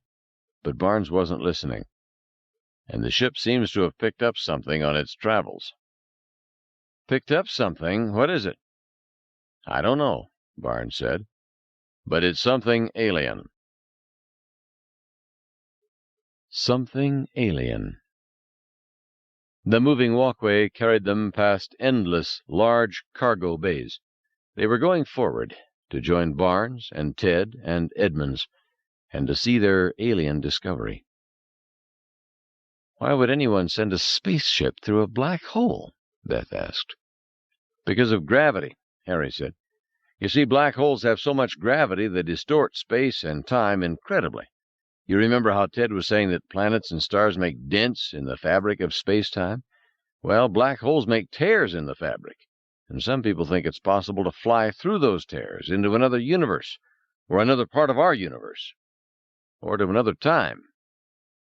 "Another time?" "That's the idea," Harry said. "Are you people coming?" Barnes's tinny voice on the monitor. "In transit now," Beth said, glowering at the screen. "He can't see you," Norman said. "I don't care." They rode past more cargo areas. Harry said, "I can't wait to see Ted's face when we tell him." Finally, they reached the end of the walkway. They passed through a midsection of struts and girders, and entered a large forward room which they had previously seen on the monitor. With ceilings nearly 100 feet high, it was enormous. You could put a 6-story building in this room, Norman thought. Looking up, he saw a hazy mist or fog. "What's that?" "That's a cloud," Barnes said, shaking his head. "The room is so big it apparently has its own weather. Maybe it even rains in here sometimes." The room was filled with machinery on an immense scale. At first glance it looked like oversized earth-moving machinery, except it was brightly painted in primary colors, glistening with oil. Then Norman began to notice individual features. There were giant claw hands, enormously powerful arms, moving gear wheels, and an array of buckets and receptacles. He realized suddenly he was looking at something very similar to the grippers and claws mounted on the front end of the Charon 5 submersible he had ridden down on the day before. Was it the day before? Or was it still the same day? Which day? Was this July 4th? How long had they been down here? If you look carefully, Barnes was saying, you can see that some of these devices appear to be large-scale weapons. Others, like that long extensor arm, the various attachments to pick things up, in effect make this ship a gigantic robot. A robot? No kidding, Beth said. I guess it would have been appropriate for a robot to open it after all, Ted said thoughtfully. Maybe even fitting. Snug fitting, Beth said. Pipe fitting, Norman said. Sort of robot to robot, you mean? Harry said. Sort of a meeting of the threads and treads. Hey, Ted said. I don't make fun of your comments even when they're stupid. I wasn't aware they ever were, Harry said. You say foolish things sometimes. Thoughtless. Children, Barnes said. Can we get back to the business at hand? Point it out the next time, Ted. I will. I'll be glad to know when I say something foolish. No problem. Something you consider foolish. Tell you what, Barnes said to Norman, when we go back to the surface, let's leave these two down here. Surely you can't think of going back now, Ted said. We've already voted. But that was before we found the object. Where is the object? Harry said. Over here, Harry, Ted said with a wicked grin. Let's see what your fabled powers of deduction make of this. They walked deeper into the room, moving among the giant hands and claws, and they saw, nestled in the padded claw of one hand, a large, perfectly polished silver sphere, about 30 feet in diameter. The sphere had no markings or features of any kind. They moved around the sphere, seeing themselves reflected in the polished metal. Norman noticed an odd, shifting iridescence, faint rainbow hues of blue and red, gleaming in the metal. It looks like an oversized ball bearing, Harry said. Keep walking, smart guy. On the far side, they discovered a series of deep, convoluted grooves, cut in an intricate pattern into the surface of the sphere. The pattern was arresting, though Norman could not immediately say why. The pattern wasn't geometric, and it wasn't amorphous or organic either. It was hard to say what it was. Norman had never seen anything like it, and as he continued to look at it, he felt increasingly certain this was a pattern never found on Earth, never created by any man, never conceived by a human imagination. Ted and Barnes were right, he felt sure of it. This sphere was something alien. Priorities. Huh, Harry said, after staring in silence for a long time. I'm sure you'll want to get back to us on this, Ted said, about where it came from and so on. Actually, I know where it came from, and he told Ted about the star record and the black hole.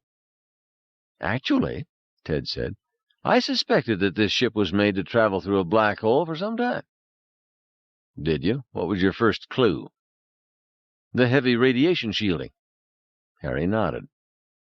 That's true. You probably guessed the significance of that before I did.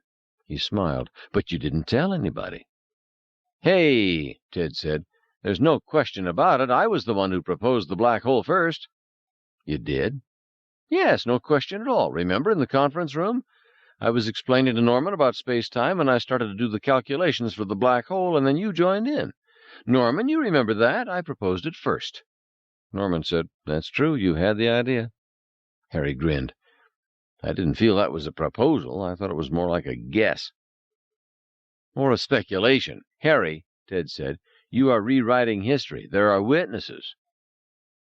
Since you're so far ahead of everybody else, Harry said, how about telling us your proposals for the nature of this object? With pleasure, Ted said. This object is a burnished sphere approximately 10 meters in diameter, not solid, and composed of a dense metal alloy of an as yet unknown nature. The cabalistic markings on this side. These grooves are what you're calling cabalistic? Do you mind if I finish? The cabalistic markings on this side clearly suggest artistic or religious ornamentation, evoking a ceremonial quality. This indicates the object has significance to whoever made it. I think we can be sure that's true. Personally, I believe that this sphere is intended as a form of contact with us, visitors from another star, another solar system. It is, if you will, a greeting, a message, or a trophy, a proof that a higher form of life exists in the universe. All well and good and beside the point, Harry said. What does it do? I'm not sure it does anything. I think it just is. It is what it is. Very zen. Well, what's your idea? Let's review what we know, Harry said, as opposed to what we imagine in a flight of fancy. This is a spacecraft from the future, built with all sorts of materials and technology we haven't developed yet, although we are about to develop them. This ship was sent by our descendants through a black hole and into another universe, or another part of our universe. Yes, this spacecraft is unmanned, but equipped with robot arms which are clearly designed to pick up things that it finds. So we can think of this ship as a huge version of the unmanned Mariner spacecraft that we sent in the 1970s to Mars to look for life there. This spacecraft from the future is much bigger and more complicated, but it's essentially the same sort of machine. It's a probe. Yes? So the probe goes into another universe, where it comes upon this sphere. Presumably it finds the sphere floating in space, or perhaps the sphere is sent out to meet the spacecraft. Right, Ted said. Sent out to meet it, as an emissary. That's what I think. In any case, our robot spacecraft, according to whatever built-in criteria it has, decides that this sphere is interesting. It automatically grabs the sphere in its big claw hand here, draws it inside the ship, and brings it home. Except in going home, it goes too far. It goes into the past. Its past, Harry said. Our present. Right. Barnes snorted impatiently. Fine, so this spacecraft goes out and picks up a silver alien sphere and brings it back. Get to the point. What is this sphere? Harry walked forward to the sphere, pressed his ear against the metal, and rapped it with his knuckles. He touched the grooves, his hands disappearing in the deep indentations. The sphere was so highly polished Norman could see Harry's face distorted in the curve of the metal. Yes, as I suspected, these cabalistic markings, as you call them, are not decorative at all. They have another purpose entirely, to conceal a small break in the surface of the sphere. Thus they represent a door. Harry stepped back. What is the sphere? I'll tell you what I think, Harry said. I think this sphere is a hollow container. I think there's something inside, and I think it scares the hell out of me. First evaluation. No, Mr. Secretary, Barnes said into the phone. We're pretty sure it is an alien artifact. There doesn't seem to be any question about that. He glanced at Norman, sitting across the room. Yes, sir, Barnes said. Very damn exciting. They were back in the habitat, and Barnes had immediately called Washington. He was trying to delay their return to the surface. Not yet, we haven't opened it. Well, we haven't been able to open it. The door is a weird shape, and it's very finely milled. No, you couldn't wedge anything in the crack. He looked at Norman, rolled his eyes. No, we tried that, too. There don't seem to be any exterior controls. No message on the outside. No labels either. All it is a highly polished sphere with some convoluted grooves on one side. What? Blast it open? Norman turned away. He was in D cylinder in the communications section run by Tina Chan. She was adjusting a dozen monitors with her usual calm. Norman said, You seem like the most relaxed person here. She smiled. Just inscrutable, sir. Is that it? It must be, sir, she said, adjusting the vertical gain on one rolling monitor. The screen showed the polished sphere. Because I feel my heart pounding, sir. What do you think is inside that thing? I haven't any idea, Norman said. Do you think there's an alien inside? Some kind of a living creature? Maybe. And we're trying to open it up? Maybe we shouldn't let it out, whatever is in there. Aren't you curious? Norman said. Not that curious, sir. I don't see how blasting would work, Barnes was saying on the phone. Yes, we have SMT-MPs, yes. Oh, different sizes. But I don't think we can blast the sucker open. No. Well, if you saw it, you'd understand. The thing is perfectly made. Perfect. Tina adjusted a second monitor. They had 2 views of the sphere, and soon there would be a third. Edmonds was setting up cameras to watch the sphere. That had been one of Harry's suggestions. Harry had said, "Monitor it. Maybe it does something from time to time, has some activity." On the screen, he saw the network of wires that had been attached to the sphere. They had a full array of passive sensors, sound, and the full electromagnetic spectrum from infrared to gamma and X-rays. The readouts on the sensors were displayed on a bank of instruments to the left. Harry came in. "Getting anything yet?" Tina shook her head. "So far, nothing." "Has Ted come back?" "No," Norman said. "Ted's still there." Ted had remained behind in the cargo bay, ostensibly to help Edmonds set up the cameras, but in fact they knew he would try to open the sphere. They saw Ted now on the second monitor, probing the grooves, touching, pushing. Harry smiled. "He hasn't got a prayer." Norman said, "Harry, remember when we were in the flight deck and you said you wanted to make out your will because something was missing?" "Oh, that," Harry said. "Forget it. That's irrelevant now." Barnes was saying, "No, Mr. Secretary, raising it to the surface would be just about impossible. Well, sir, it is presently located inside a cargo bay half a mile inside the ship, and the ship is buried under 30 feet of coral, and the sphere itself is a good 30 feet across. It's the size of a small house." "I just wonder what's in the house," Tina said. On the monitor, Ted kicked the sphere in frustration. "Not a prayer," Harry said again. "He'll never get it open." Beth came in. "How are we going to open it?"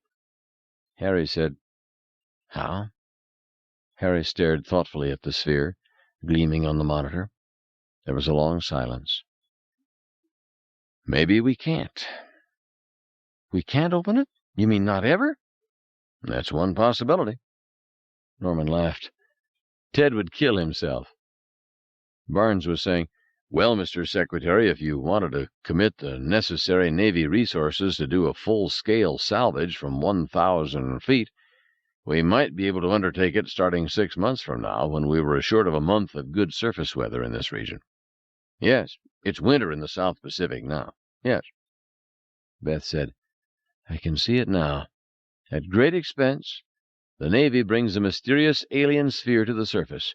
It is transported to a top-secret government installation in Omaha. Experts from every branch come and try to open it. Nobody can." "Like Excalibur," Norman said. Beth said, "As time goes by, they try stronger and stronger methods. Eventually, they try to blow it open with a small nuclear device, and still nothing. Finally, nobody has any more ideas. The sphere sits there. Decades go by. The sphere is never opened." She shook her head. "One great frustration for mankind." Norman said to Harry, "Do you really think that'd happen? That we'd never get it open?"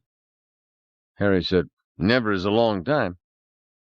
"No, sir," Barnes was saying. "Given this new development, we'll stay down to the last minute. Weather topside is holding at least 6 more hours. Yes, sir, from the METSAT reports. Well, I have to rely on that judgment." "Yes, sir. Hourly. Yes, sir." He hung up, turned to the group. "Okay, we have authorization to stay down 6 to 12 hours more as long as the weather holds. Let's try to open that sphere in the time remaining." "Ted's working on it now," Harry said. On the video monitor, they saw Ted Fielding slap the polished sphere with his hand and shout, "Open! Open sesame! Open up, you son of a bitch!" The sphere did not respond. The anthropomorphic problem. "Seriously," Norman said, I think somebody has to ask the question, should we consider not opening it up? Why? Barnes said. Listen, I just got off the phone. I know, Norman said, but maybe we should think twice about this. Out of the corner of his eye, he saw Tina nodding vigorously. Harry looked skeptical. Beth rubbed her eyes, sleepy. Are you afraid, or do you have a substantive argument? Barnes said.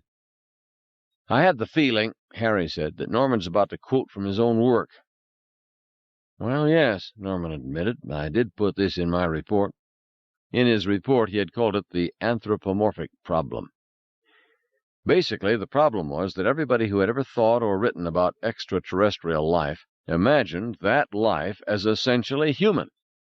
Even if the extraterrestrial life didn't look human, if it was a reptile or a big insect or an intelligent crystal, it still acted in a human way. You're talking about the movies, Barnes said. I'm talking about research papers, too. Every conception of extraterrestrial life, whether by a movie maker or a university professor, has been basically human, assuming human values, human understanding, human ways of approaching a humanly understandable universe, and generally a human appearance, 2 eyes, a nose, a mouth, and so on. So, Norman said, that's obviously nonsense. For one thing, there's enough variation in human behavior to make understanding just within our own species very troublesome. The differences between, say, Americans and Japanese are very great. Americans and Japanese don't really look at the world the same way at all. Yes, Barnes said impatiently. We all know the Japanese are different. And when you come to a new life form, the differences may be literally incomprehensible. The values and ethics of this new form of life may be utterly different. You mean it may not believe in the sanctity of life, or thou shalt not kill, Barnes said, still impatient. No, Norman said. I mean that this creature may not be able to be killed, and so it may have no concept of killing in the first place. Barnes stopped. This creature may not be able to be killed? Norman nodded. As someone once said, you can't break the arms of a creature that has no arms. It can't be killed. You mean it's immortal? I don't know, Norman said. That's the point. I mean, Jesus, a thing that couldn't be killed, Barnes said. How would we kill it? He bit his lip. I wouldn't like to open that sphere and release a thing that couldn't be killed. Harry laughed. No promotions for that one, Hal. Barnes looked at the monitors, showing several views of the polished sphere. Finally, he said, No, that's ridiculous. No living thing is immortal. Am I right, Beth? Actually, no, Beth said. You could argue that certain living creatures on our own planet are immortal. For example, single-celled organisms like bacteria and yeasts are apparently capable of living indefinitely. Yeasts, Barnes snorted. We're not talking about yeasts. And to all intents and purposes, a virus could be considered immortal. A virus? Barnes sat down in a chair. He hadn't considered a virus. But how likely is it, really, Harry? I think, Harry said, that the possibilities go far beyond what we've mentioned so far. We've only considered three-dimensional creatures of the kind that exist in our three-dimensional universe, or to be more precise, the universe that we perceive as having 3 dimensions. Some people think our universe has 9 or 11 dimensions. Barnes looked tired. Except the other 6 dimensions are very small, so we don't notice them. Barnes rubbed his eyes. Therefore, this creature, Harry continued, may be multidimensional so that it literally does not exist, at least not entirely, in our usual 3 dimensions.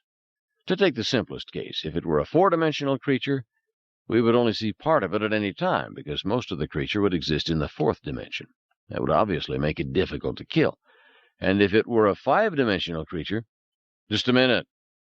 Why haven't any of you mentioned this before? We thought you knew, Harry said. Knew about 5-dimensional creatures that can't be killed? Nobody said a word to me. He shook his head. Opening the sphere could be incredibly dangerous. It could, yes. What we have here is— we have Pandora's box. That's right. Well, Barnes said, let's consider worst cases. What's the worst case for what we might find? Beth said, I think that's clear. Irrespective of whether it's a multidimensional creature or a virus or whatever, irrespective of whether it shares our morals or has no morals at all, the worst case is that it hits us below the belt. Meaning?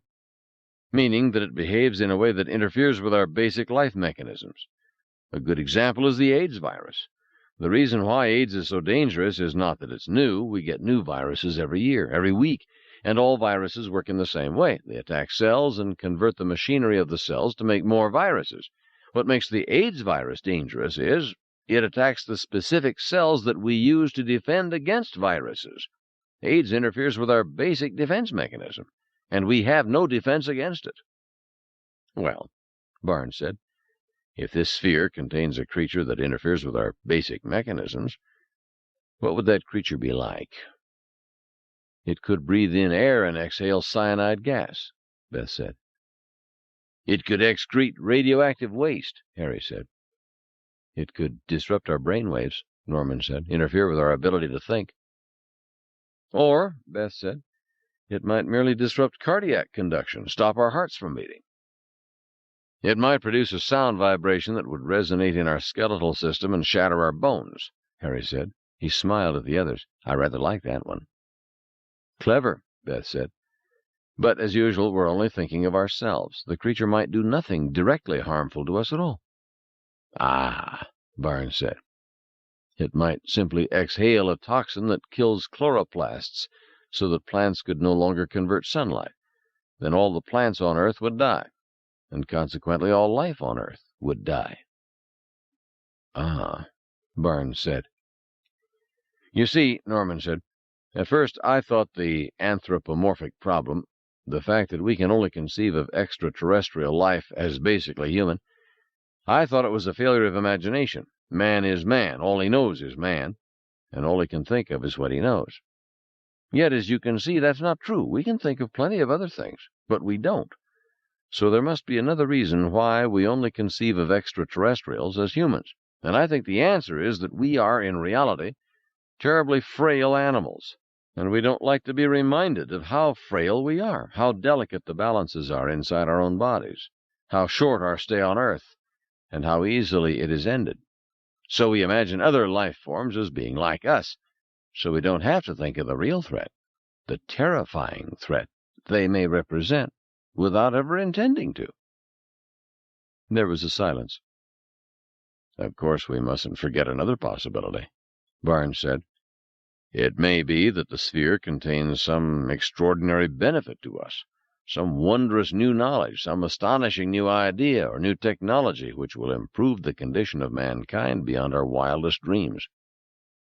Although the chances are, Harry said, that there won't be any new idea that is useful to us. Why? Barnes said. Well, let's say that the aliens are 1,000 years ahead of us, just as we are relative to, say, medieval Europe. Suppose you went back to medieval Europe with a television set. There wouldn't be any place to plug it in. Barnes stared from one to another for a long time. I'm sorry, he said. This is too great a responsibility for me. I can't make the decision to open it up. I have to call Washington on this. Ted won't be happy, Harry said. The hell with Ted, Barnes said. I'm going to give this to the president. Until we hear from him, I don't want anybody trying to open that sphere. Barnes called for a 2-hour rest period, and Harry went to his quarters to sleep. Beth announced that she was going off to sleep, too, but she remained at the monitor station with Tina Chan and Norman. Chan's station had comfortable chairs with high backs, and Beth swiveled in the chair, swinging her legs back and forth. She played with her hair, making little ringlets by her ear, and she stared into space. Tired, Norman thought. We're all tired. He watched Tina, who moved smoothly and continuously, adjusting the monitors, checking the sensor inputs, changing the videotapes on the bank of VCRs, tense, alert. Because Edmonds was in the spaceship with Ted, Tina had to look after the recording units as well as her own communications console. The Navy woman didn't seem to be as tired as they were, but then she hadn't been inside the spaceship. To her, That spaceship was something she saw on the monitors, a TV show, an abstraction. Tina hadn't been confronted face to face with the reality of the new environment, the exhausting mental struggle to understand what was going on, what it all meant. "You look tired, sir," Tina said. "Yes, we're all tired." "It's the atmosphere," she said. "Breathing the heliox." So much for psychological explanations, Norman thought. Tina said, "The density of the air down here has a real effect. We're at 30 atmospheres. If we were breathing regular air at this pressure, it would be almost as thick as a liquid. Heliox is lighter, but it's far denser than what we're used to.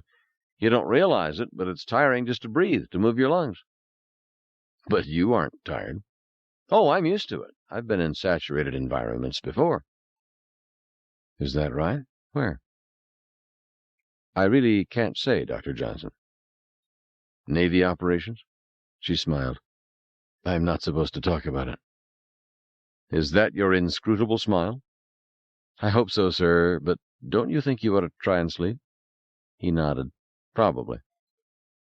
Norman considered going to sleep, but the prospect of his damp bunk was unappealing. Instead, he went down to the galley, hoping to find one of Rose Levy's desserts. Levy was not there, but there was some coconut cake under a plastic dome.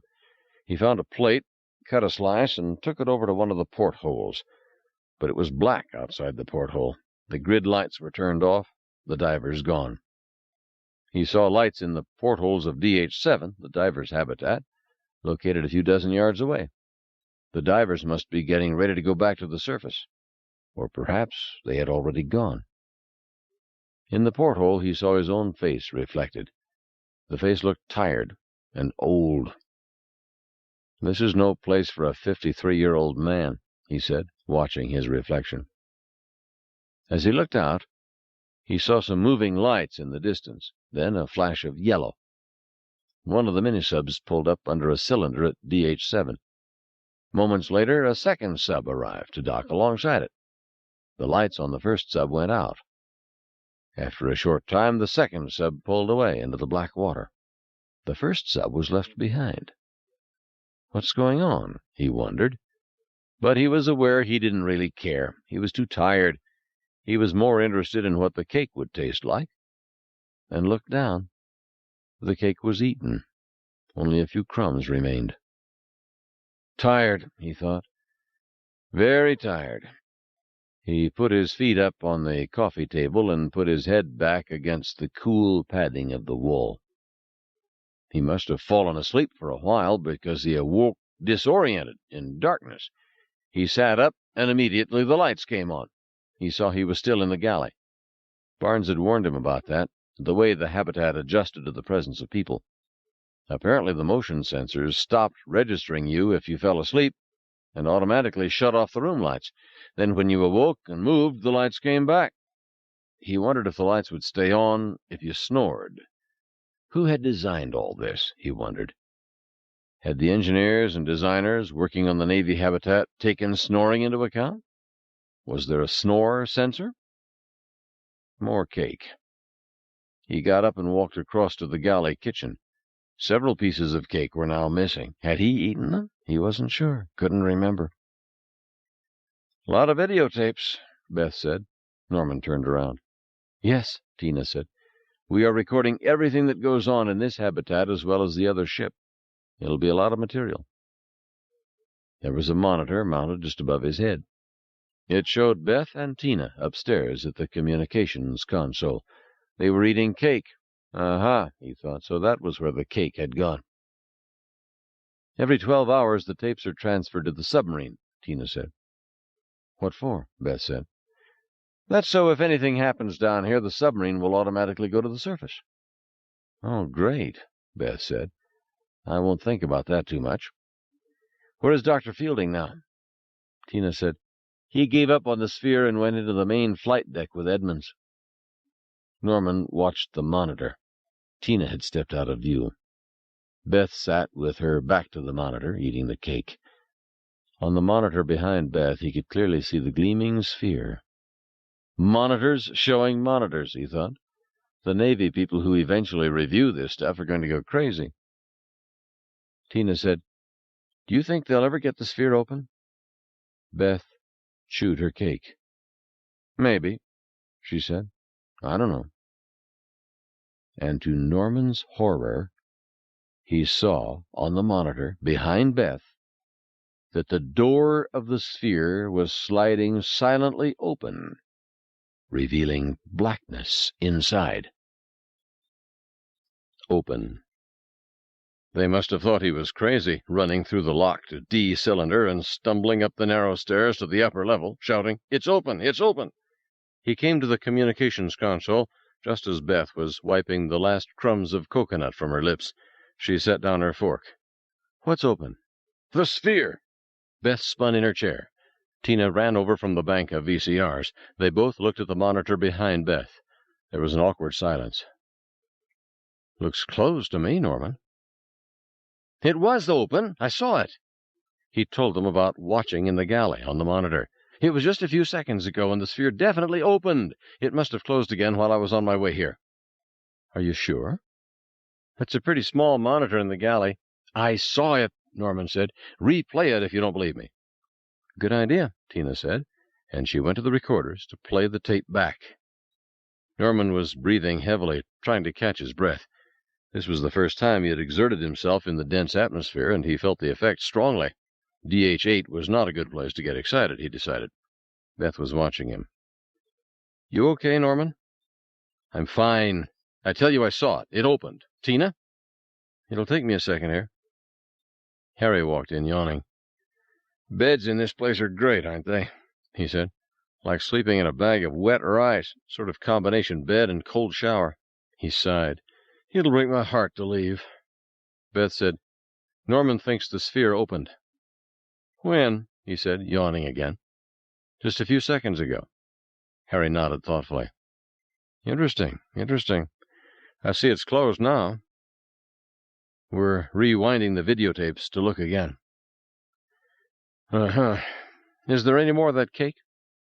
Harry seems very cool, Norman thought. This is a major piece of news, and he doesn't seem excited at all. Why was that? Didn't Harry believe it either? Was he still sleepy, not fully awake? Or was there something else? "Here we go," Tina said. The monitor showed jagged lines, and then resolved. On the screen, Tina was saying, "Ours, the tapes are transferred to the submarine." Beth, "What for?" Tina, "That's so if anything happens down here, the submarine will automatically go to the surface." Beth, "Oh, great. I won't think about that too much. Where is Dr. Fielding now?" Tina, "He gave up on the sphere and went into the main flight deck with Edmonds." On the screen, Tina stepped out of view. Beth remained alone in the chair, eating the cake, her back to the monitor. On screen, Tina was saying, "Do you think they'll ever get the sphere open?" Beth ate her cake. "Maybe," she said. "I don't know." There was a short pause, and then on the monitor behind Beth, the door of the sphere slid open. "Hey, it did open! Keep the tape running." On screen, Beth didn't notice the monitor. Tina, still somewhere off-screen, said, "It scares me." Beth, "I don't think there's a reason to be scared." Tina, "It's the unknown." "Sure," Beth said, "but an unknown thing is not likely to be dangerous or frightening. It's most likely to be just inexplicable." "I don't know how you can say that." "You afraid of snakes?" Beth said, on screen. All during this conversation, the sphere remained open. Watching, Harry said, "Too bad we can't see inside it." "I may be able to help that," Tina said. "I'll do some image intensification work with the computer." "It almost looks like there are little lights," Harry said, "little moving lights inside the sphere." On screen, Tina came back into view. "Snakes don't bother me." "Well, I can't stand snakes," Beth said. "Slimy, cold, disgusting things." "Ah, Beth," Harry said, watching the monitor. "Got snake envy?" On screen, Beth was saying, "If I were a Martian who came to Earth and I stumbled upon a snake, a funny, cold, wiggling, tube-like life, I wouldn't know what to think of it. But the chance that I would stumble on a poisonous snake is very small. Less than 1% of snakes are poisonous. So as a Martian, I wouldn't be in danger from my discovery of snakes. I'd just be perplexed. That's what's likely to happen with us. We'll be perplexed." On screen, Beth was saying, "Anyway, I don't think we'll ever get the sphere open, no." Tina, "I hope not." Behind her, on the monitor, The sphere closed. "Huh," Harry said. "How long was it open altogether?" 33.4 seconds, Tina said. They stopped the tape. Tina said, "Anybody want to see it again?" She looked pale. "Not right now," Harry said. He drummed his fingers on the arm of his chair, stared off, thinking. No one else said anything. They just waited patiently for Harry. Norman realized how much group deferred to him. Harry is the person who figures things out for us, Norman thought. We need him, rely on him. "Okay," Harry said at last. "No conclusions are possible. We have insufficient data. The question is whether the sphere was responding to something in its immediate environment, or whether it just opened for reasons of its own. Where's Ted?" Ted left the sphere and went to the flight deck. "Ted's back," Ted said, grinning broadly, "and I have some real news." "So do we," Beth said. "It can wait," Ted said. "But I know where this ship went," Ted said excitedly. "I've been analyzing the flight data summaries on the flight deck, looking at the star fields, and I know where the black hole is located." "Ted," Beth said, "the sphere opened." "It did? When?" "A few minutes ago. Then it closed again." "What did the monitors show?" "No biological hazard. It seems to be safe." Ted looked at the screen. "Then what the hell are we doing here?" Barnes came in. 2-hour rest period is over. Everybody ready to go back to the ship for a last look?" "That's putting it mildly," Harry said. The sphere was polished, silent, closed. They stood around it and stared at themselves, distorted in reflection. Nobody spoke. They just walked around it. Finally, Ted said, "I feel like this is an IQ test and I'm flunking." "You mean like the Davies message?" Harry said. "Oh, that," Ted said. Norman knew about the Davies message. It was one of the episodes that the SETI promoters wished to forget. In 1979, there had been a large meeting in Rome of the scientists involved in the search for extraterrestrial intelligence. Basically, SETI called for a radio astronomy search of the heavens. Now the scientists were trying to decide what sort of message to search for. Emerson Davies, a physicist from Cambridge, England, devised a message based on fixed physical constants, such as the wavelength of emitted hydrogen, which were presumably the same throughout the universe. He arranged these constants in a binary pictorial form. Because Davies thought this would be exactly the kind of message an alien intelligence might send, he figured it would be easy for the SETI people to figure out. He distributed his picture to everybody at the conference. Nobody could figure it out. When Davies explained it, they all agreed it was a clever idea and a perfect message for extraterrestrials to send. But the fact remained that none of them had been able to figure out this perfect message. One of the people who had tried to figure it out and had failed was Ted. "Well, we didn't try very hard," Ted said. "There was a lot going on at the conference. And we didn't have you there, Harry." "You just wanted a free trip to Rome," Harry said. Beth said, "Is it my imagination, or have the door markings changed?" Norman looked.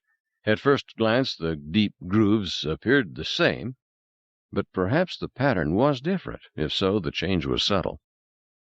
"We can compare it with old videotapes," Barnes said. "It looks the same to me," Ted said. "Anyway, it's metal. I doubt it could change." "What we call metal is just a liquid that flows slowly at room temperature," Harry said. "It's possible that this metal is changing." "I doubt it," Ted said. Barnes said, "You guys are supposed to be the experts. We know this thing can open. It's been open already. How do we get it open again?" "We're trying, Hal." "It doesn't look like you're doing anything." From time to time they glanced at Harry, but Harry just stood there looking at the sphere, his hand on his chin, tapping his lower lip thoughtfully with his finger. "Harry?" Harry said nothing. Ted went up and slapped the sphere with the flat of his hand. It made a dull sound, but nothing happened. Ted pounded the sphere with his fist, then he winced and rubbed his hand. "I don't think we can force our way in. I think it has to let you in," Norman said. Nobody said anything after that. "My hand-picked crack team," Barnes said, needling them, "and all they can do is stand around and stare at it." What do you want us to do, Hal? Nuke it? If you don't get it open, there are people who will try that eventually. He glanced at his watch. Meanwhile, you got any other bright ideas? Nobody did. Okay, Barnes said. Our time is up. Let's go back to the habitat and get ready to be ferried to the surface. Departure. Norman pulled the small Navy-issue bag from beneath his bunk in C cylinder. He got his shaving kit from the bathroom, found his notebook and his extra pair of socks, and zipped the bag shut. I'm ready. Me too, Ted said. Ted was unhappy. He didn't want to leave. I guess we can't delay it any longer. The weather's getting worse. They got all the divers out from DH-7, and now there's only us. Norman smiled at the prospect of being on the surface again. I never thought I'd look forward to seeing Navy battleship gray on a ship, but I do. Where are the others? Norman said. Beth's already packed. I think she's with Barnes in communication. Harry, too, I guess. Ted plucked at his jumpsuit. I'll tell you one thing, I'll be glad to see the last of this suit. They left the sleeping quarters, heading down to communications. On the way, they squeezed past Teeny Fletcher, who was going toward B cylinder. Ready to leave? Norman said. Yes, sir, all squared away, Fletcher said, but her features were tense, and she seemed rushed, under pressure. Aren't you going the wrong way? Norman asked. Just checking the diesel backups. Backups? Norman thought. Why check the backups now that they were leaving? She probably left something on that she shouldn't have, Ted said, shaking his head. In the communications console, the mood was grim. Barnes was on the phone with the surface vessels. Say that again, he said. I want to hear who's authorized that. He was frowning, angry. They looked at Tina. How's the weather on the surface? Deteriorating fast, apparently. Barnes spun. Will you idiots keep it down? Norman dropped his day bag on the floor. Beth was sitting near the portholes, tired, rubbing her eyes. Tina was turning off the monitors one after another, when she suddenly stopped. Look. On one monitor, they saw the polished sphere. Harry was standing next to it. What's he doing there? Didn't he come back with us?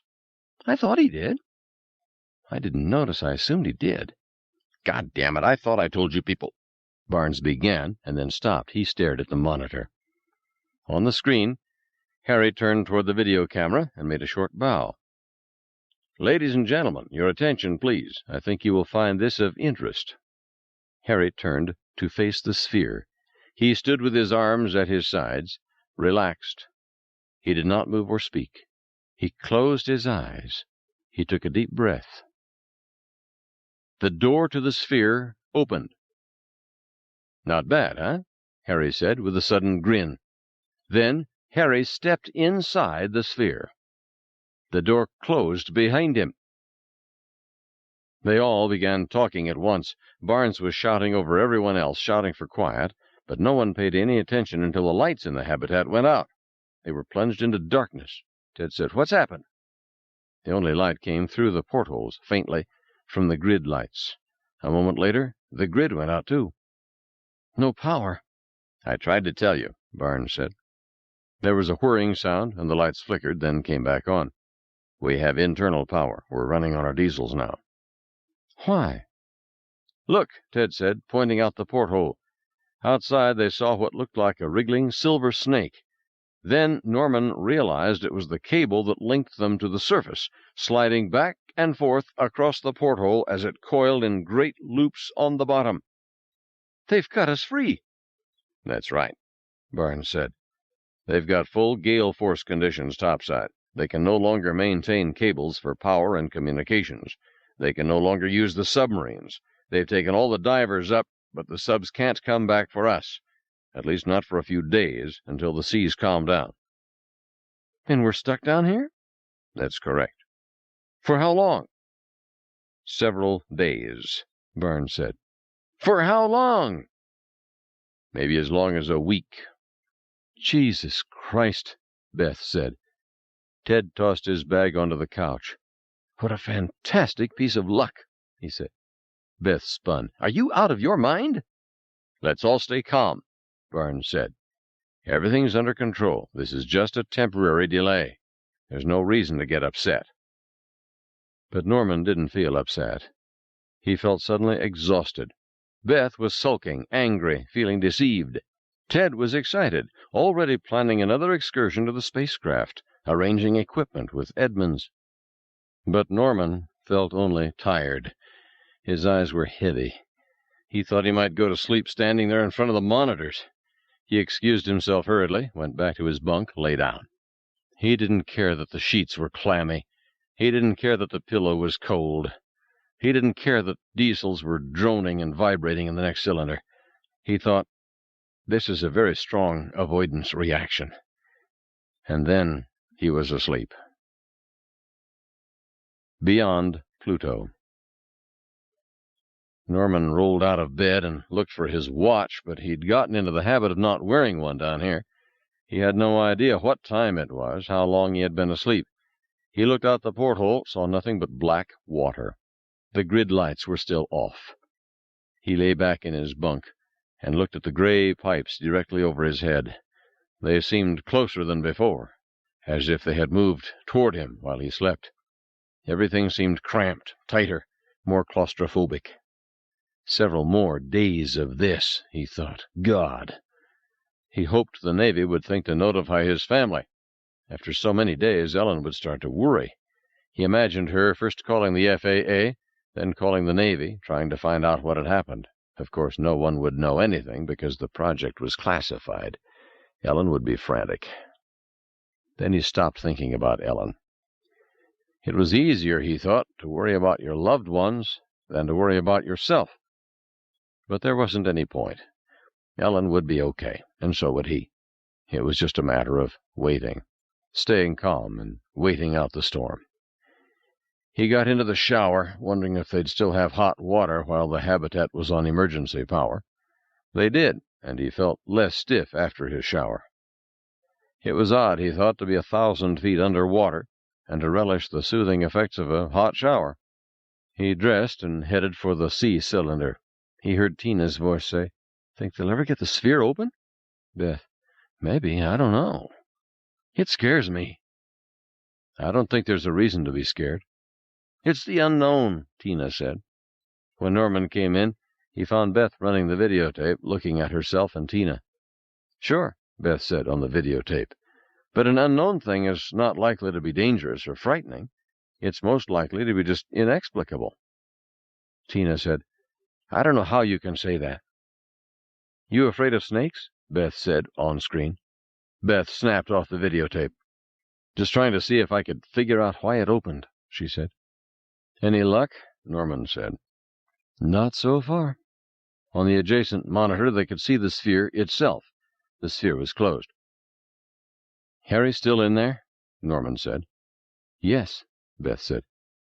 "How long has it been now?" She looked up at the consoles. "A little more than an hour." "I only slept an hour?" "Yeah." "I'm starving," Norman said, and he went down to the galley to eat. All the coconut cake was gone. He was looking for something else to eat when Beth showed up. "I don't know what to do, Norman," she said, frowning. "About what?" "They're lying to us," she said. "Who is?" "Barnes, the Navy, everybody. This is all a setup, Norman."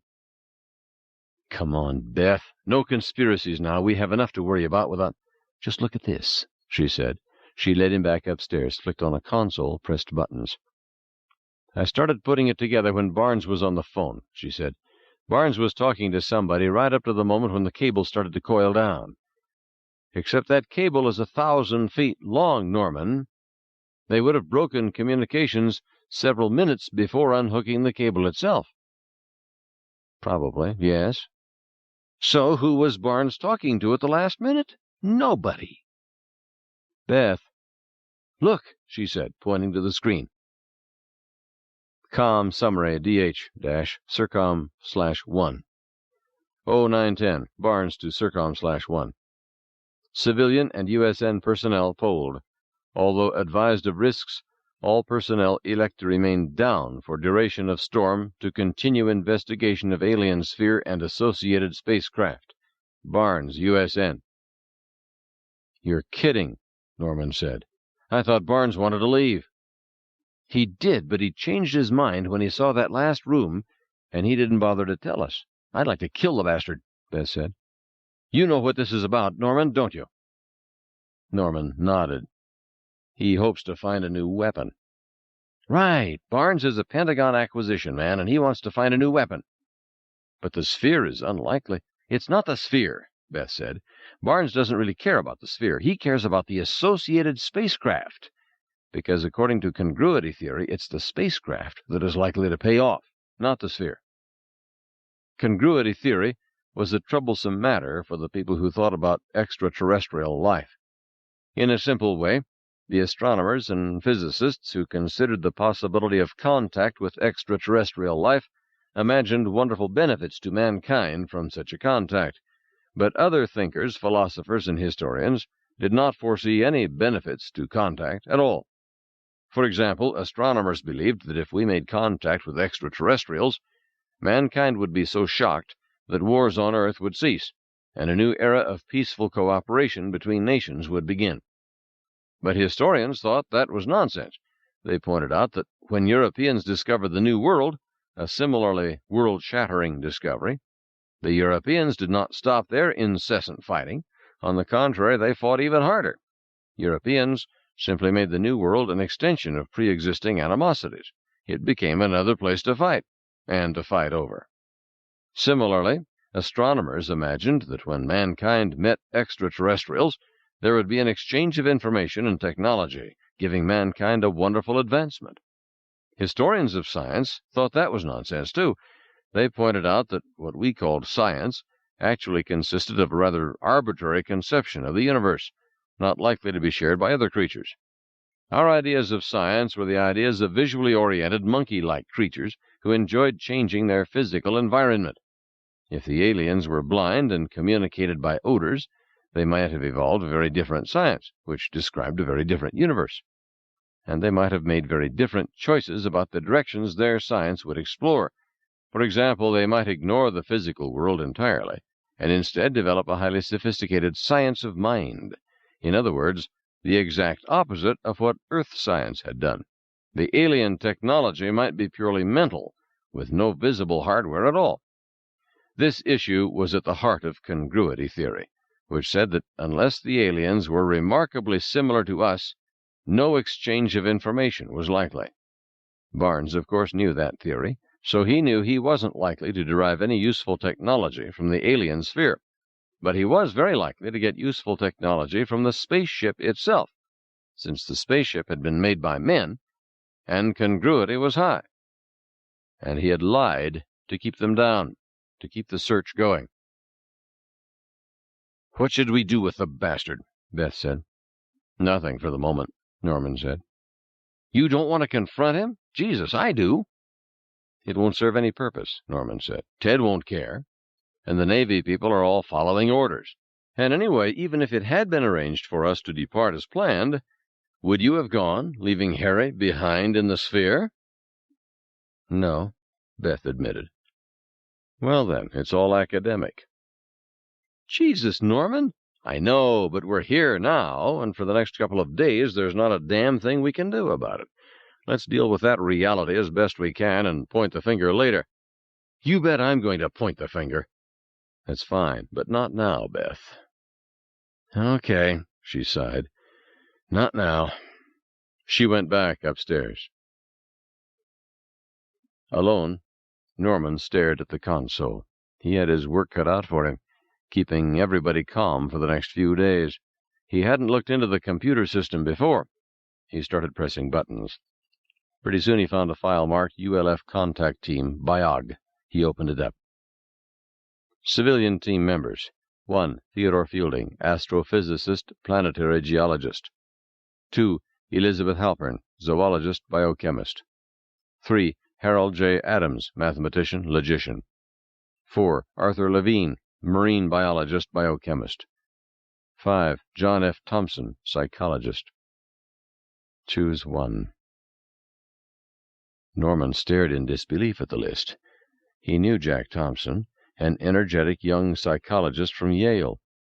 Thompson was world-renowned for his studies of the psychology of primitive peoples, and in fact for the past year had been somewhere in New Guinea, studying native tribes.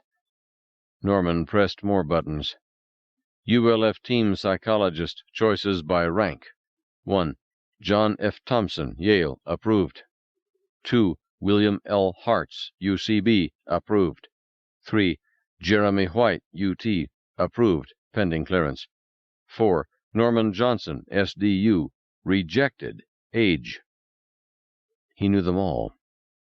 Bill Hartz at Berkeley was seriously ill with cancer. Jeremy White had gone to Hanoi during the Vietnam War and would never get clearance. That left Norman. He understood now why he had been the last to be called in. He understood now about the special tests. He felt a burst of intense anger at Barnes, at the whole system which had brought him down here, despite his age, with no concern for his safety.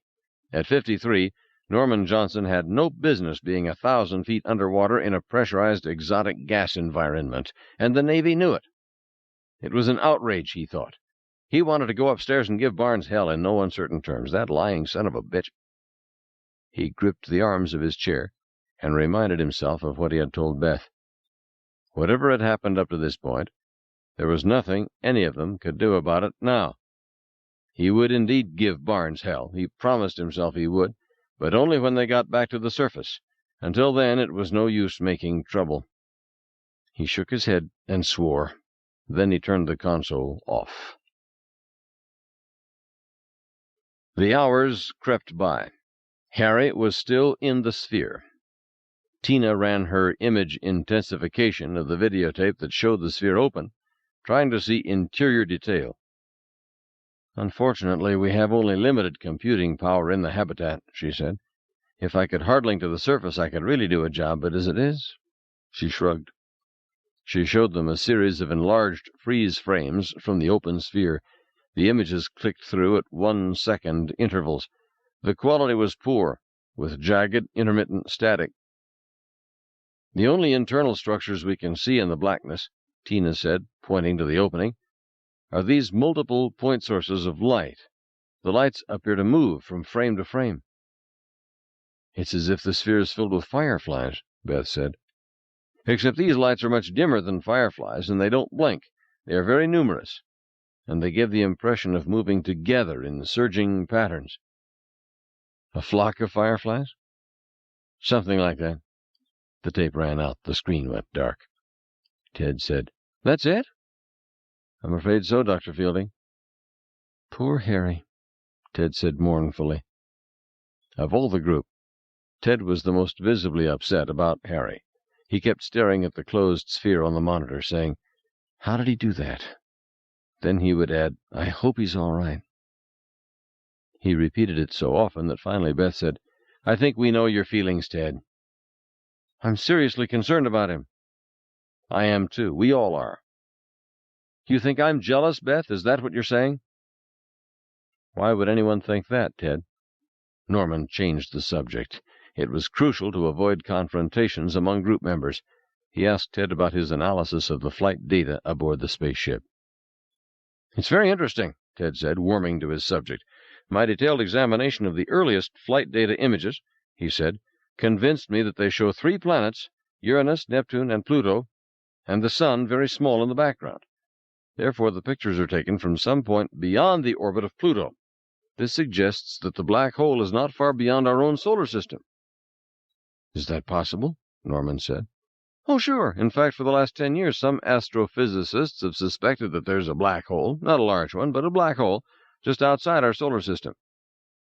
"I hadn't heard that." "Oh, yes. In fact, some of us have argued that if it was small enough, in a few years we could go out and capture the black hole, bring it back, park it in Earth orbit, and use the energy it generates to power the entire planet." Barnes smiled.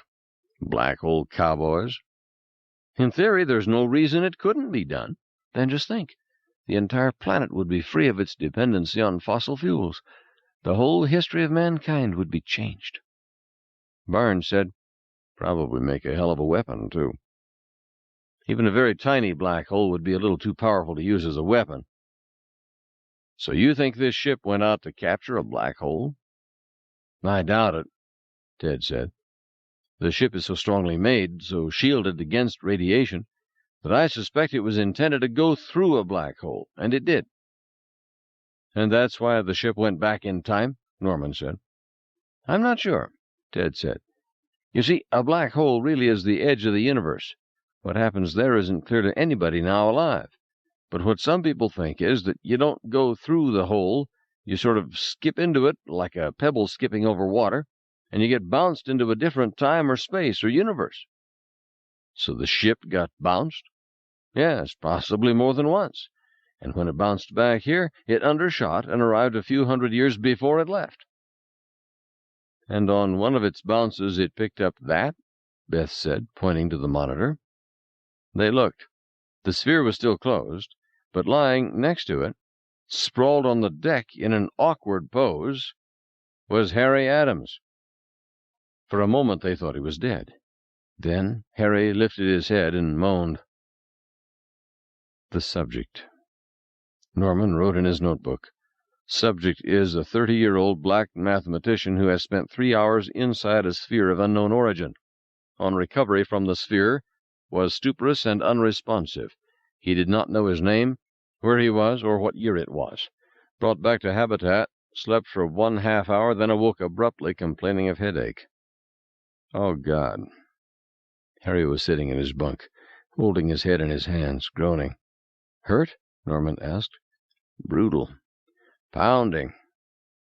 Anything else? Thirsty. God. He licked his lips. Really thirsty. Extreme thirst, Norman wrote. Rose Levy, the cook, showed up with a glass of lemonade. Norman handed the glass to Harry, who drank it in a single gulp, passed it back. More. Better bring a pitcher, Norman said. Levy went off. Norman turned to Harry, still holding his head, still groaning, and said, I have a question for you. What? What's your name? Norman, I don't need to be psychoanalyzed right now. Just tell me your name. Harry Adams, for Christ's sake. What's the matter with you? Oh, my head. You didn't remember before, Norman said, when we found you. When you found me? He asked. He seemed confused again. Norman nodded. Do you remember when we found you? It must have been outside. Outside? Harry looked up, suddenly furious, eyes glowing with rage. Outside the sphere, you goddamn idiot! What do you think I'm talking about? Take it easy, Harry. Your questions are driving me crazy. Okay, take it easy. Emotionally labile, rage and irritability. Norman made more notes. Do you have to make so much noise? Norman looked up, puzzled. Your pen, Harry said. It sounds like Niagara Falls. Norman stopped writing. It must be a migraine or something like migraine. Harry was holding his head in his hands delicately, as if it were made of glass. Why can't I have any aspirin, for Christ's sake? We don't want to give you anything for a while in case you've hurt yourself. We need to know where the pain is. The pain, Norman, is in my head. It's in my goddamn head. Now, why won't you give me any aspirin? Barnes said not to. Is Barnes still here? We're all still here. Harry looked up slowly. But you were supposed to go to the surface. I know. Why didn't you go? The weather went bad, and they couldn't send the subs. Well, you should go. You shouldn't be here, Norman. Levy arrived with more lemonade. Harry looked at her as he drank. You're still here, too? Yes, Dr. Adams. How many people are down here altogether? Levy said, There are 9 of us, sir. Jesus. He passed the glass back. Levy refilled it. You should all go. You should leave. Harry, Norman said, we can't go. You have to go. Norman sat on the bunk opposite Harry and watched as Harry drank. Harry was demonstrating a rather typical manifestation of shock, the agitation, the irritability, the nervous, manic flow of ideas, the unexplained fears for the safety of others. It was all characteristic of shocked victims of severe accidents, such as major auto crashes or airplane crashes. Given an intense event, the brain struggled to assimilate, to make sense, to reassemble the mental world even as the physical world was shattered around it. The brain went into a kind of overdrive, hastily trying to reassemble things, to get things right, to reestablish equilibrium. Yet it was fundamentally a confused period of wheel spinning. You just had to wait it out. Harry finished the lemonade, handed the glass back. More? Levy asked. No, that's good. Headache's better. Perhaps it was dehydration after all, Norman thought. But why would Harry be dehydrated after 3 hours in the sphere? Harry, tell me something. Do I look different, Norman? No. I look the same to you? Yes, I'd say so. Are you sure? Harry said. He jumped up, went to a mirror mounted on the wall. He peered at his face. How do you think you look? Norman said. I don't know. Different. Different how? I don't know. He pounded the padded wall next to the mirror. The mirror image vibrated. He turned away, sat down on the bunk again. He sighed. Just different. Harry. What? Do you remember what happened? Of course. What happened? I went inside. He waited, but Harry said nothing further. He just stared at the carpeted floor. Do you remember opening the door? Harry said nothing. How did you open the door, Harry? Harry looked up at Norman. You were all supposed to leave, to go back to the surface. You weren't supposed to stay. How did you open the door, Harry? There was a long silence. I opened it. He sat up straight, his hands at his sides. He seemed to be remembering, reliving it. And then? I went inside. And what happened inside? It was beautiful. What was beautiful? The foam, Harry said, and then he fell silent again, staring vacantly into space. The foam, Norman prompted. The sea, the foam, beautiful. Was he talking about the lights? Norman wondered. The swirling pattern of lights? What was beautiful, Harry? Now, don't kid me, Harry said. Promise you won't kid me. I won't kid you. You think I look the same? Yes, I do. You don't think I've changed at all? No, not that I can see. Do you think you've changed? I don't know. Maybe. Did something happen in the sphere to change you? You don't understand about the sphere. Then explain it to me, Norman said. Nothing happened in the sphere. You were in the sphere for 3 hours. Nothing happened. Nothing ever happens inside the sphere. It's always the same inside the sphere. What's always the same? The foam? The foam is always different. The sphere is always the same. I don't understand, Norman said. I know you don't, Harry said. He shook his head. What can I do? Tell me some more. There isn't any more. Then tell me again. It won't help, Harry said. Do you think you'll be leaving soon? Barnes says not for several days. I think you should leave soon. Talk to the others. Convince them. Make them leave. Why, Harry? I can't be... I don't know. Harry rubbed his eyes and lay back on the bed. You'll have to excuse me, he said, but I'm very tired. Maybe we can continue this some other time. Talk to the others, Norman. Get them to leave. It's dangerous to stay here. And he lay down in the bunk and closed his eyes. Changes. He's sleeping, Norman told them. He's in shock, he's confused, but he seems basically intact." "What did he tell you," Ted said, "about what happened in there?" "He's quite confused," Norman said, "but he's recovering. When we first found him, he didn't even remember his name. Now he does. He remembers my name. He remembers where he is. He remembers he went into the sphere. I think he remembers what happened inside the sphere, too. He just isn't telling." "Great," Ted said. "He mentioned the sea and the foam, but I wasn't clear what he meant by that." "Look outside," Tina said, pointing to the portholes. Norman had an immediate impression of lights, thousands of lights filling the blackness of the ocean, and his first response was unreasoning terror. The lights in the sphere were coming out to get them, but then he saw each of the lights had a shape, and were moving, wriggling. They pressed their faces to the portholes, looked. "Squid," Beth said finally. "Bioluminescent squid.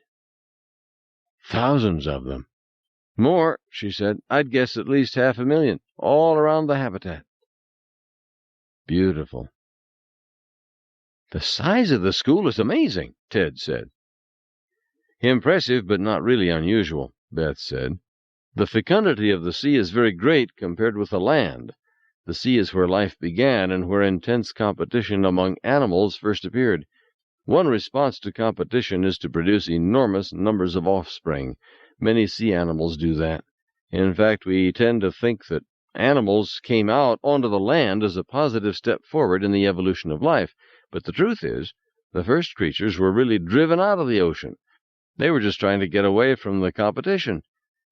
And you can imagine, when the first fish amphibians climbed up the beach and poked their heads up to look out at the land and saw this vast dry land environment without any competition at all. It must have looked like the promised— Beth broke off, turned to Barnes. "Quick, where do you keep specimen nets?" "I don't want you going out there." "I have to," Beth said. "Those squid have 6 tentacles. "So?" "There's no known species of 6-tentacled squid. This is an undescribed species. I must collect samples." Barnes told her where the equipment locker was, and she went off. Norman looked at the school of squid with renewed interest. The animals were each about a foot long, and seemed to be transparent. The large eyes of the squid were clearly visible in the bodies, which glowed a pale blue. In a few minutes Beth appeared outside, standing in the midst of the school, swinging her net, catching specimens. Several squid angrily squirted clouds of ink. "Cute little things," Ted said. "You know, the development of squid ink is very interesting." "What do you say to squid for dinner?" Levy said. "Hell no," Barnes said. "If this is an undiscovered species, we're not going to eat it. The last thing I need is everybody sick from food poisoning." "Very sensible," Ted said. "I never liked squid anyway. Interesting mechanism of propulsion, but rubbery texture." At that moment there was a buzz as one of the monitors turned itself on. As they watched, the screen rapidly filled with numbers. 0003212526320326326293013 210-426-1037-183016061 808-213-229-033-005-182-204-261-013-083 0162137-16040 830-162-118-223-013-304-320-003-21525-263-203-206 293-013-210-426-103-718-301-606-180-821-322-903-300-518 220-426-101-308-301-623-711-604-083-016-211-822-033-013 1304520003212526320321629321042610371833016 061-808-213-229-033-005-182-204-261-013-083-016-2137 160-408-301-62-118-2-203-301-313-042-125-25-263 203-262-930-132-104-261-037-180-801-606-1-821-322-9-033 005-182-204-261-013-016-213-016-201-830-162-118-220 331-313-043-200-321-252-526-320-326-293-013-210-42610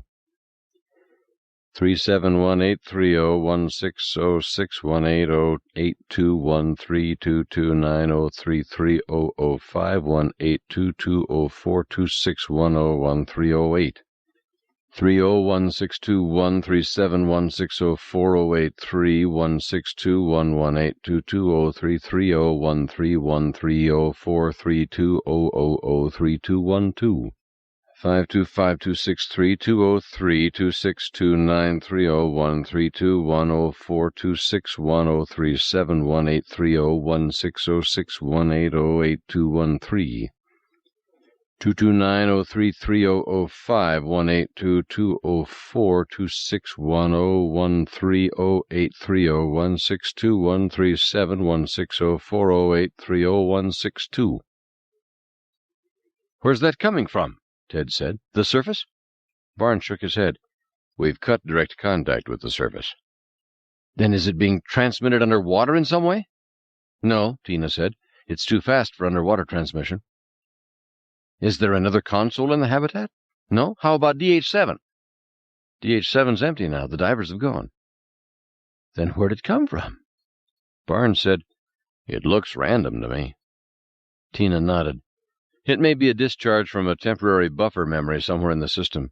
When we switched over to internal diesel power." "That's probably it," Barnes said. "Buffer discharge on switchover." "I think you should keep it," Ted said, staring at the screen. "Just in case it's a message." "A message from where?" "From the sphere." "Hell," Barnes said. "It can't be a message." "How do you know?"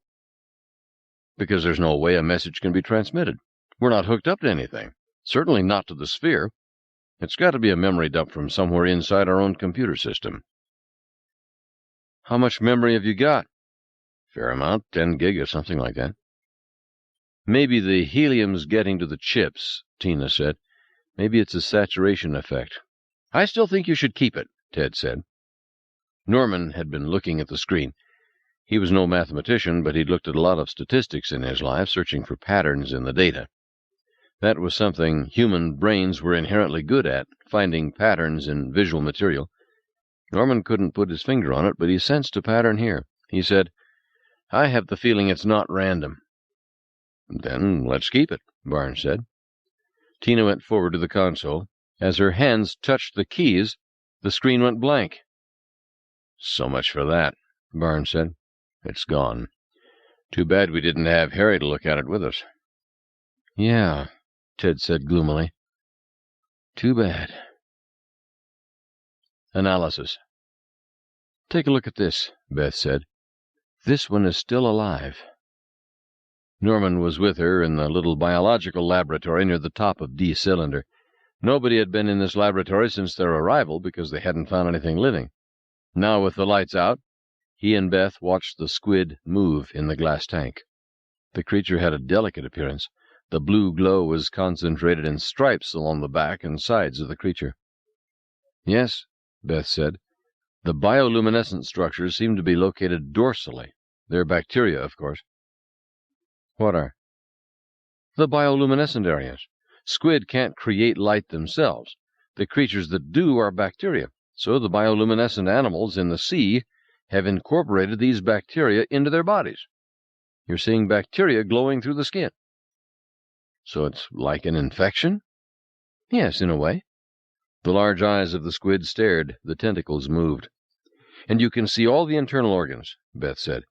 The brain is hidden behind the eye. That sac is the digestive gland, and behind it the stomach, and below that, see it beating, the heart. That big thing at the front is the gonad, and coming down from the stomach, a sort of funnel, that's where it squirts the ink and propels itself. Is it really a new species? Norman said. She sighed. I don't know.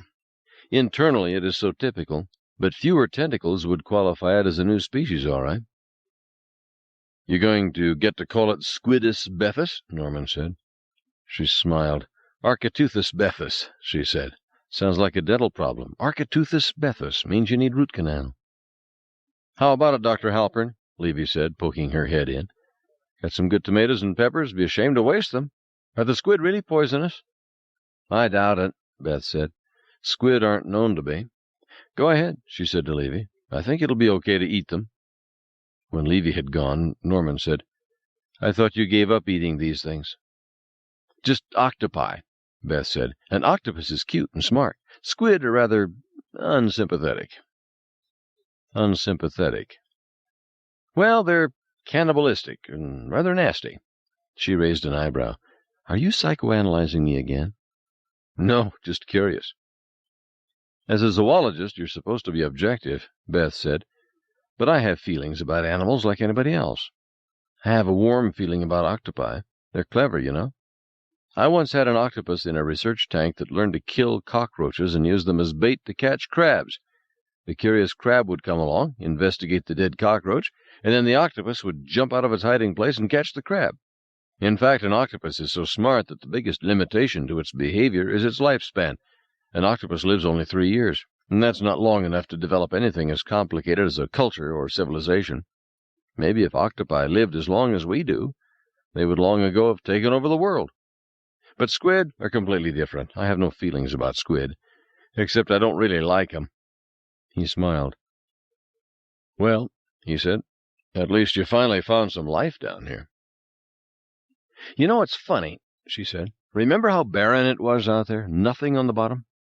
Sure, very striking. Well, I went around the side of the habitat to get these squid, and there are all sorts of sea fans on the bottom. Beautiful colors, blues and purples and yellows, some of them quite large. Think they just grew? No, they must always have been in that spot, but we never went over there. I'll have to investigate it later. I'd like to know why they are localized in that particular place next to the habitat. Norman went to the porthole. He had switched on the exterior habitat lights, shining onto the bottom. He could indeed see many large sea fans, purple and pink and blue, waving gently on the current. They extended out to the edge of the light, to the darkness. In a way, Beth said, it's reassuring. We're deep for the majority of oceanic life, which is found in the first 100 feet of water.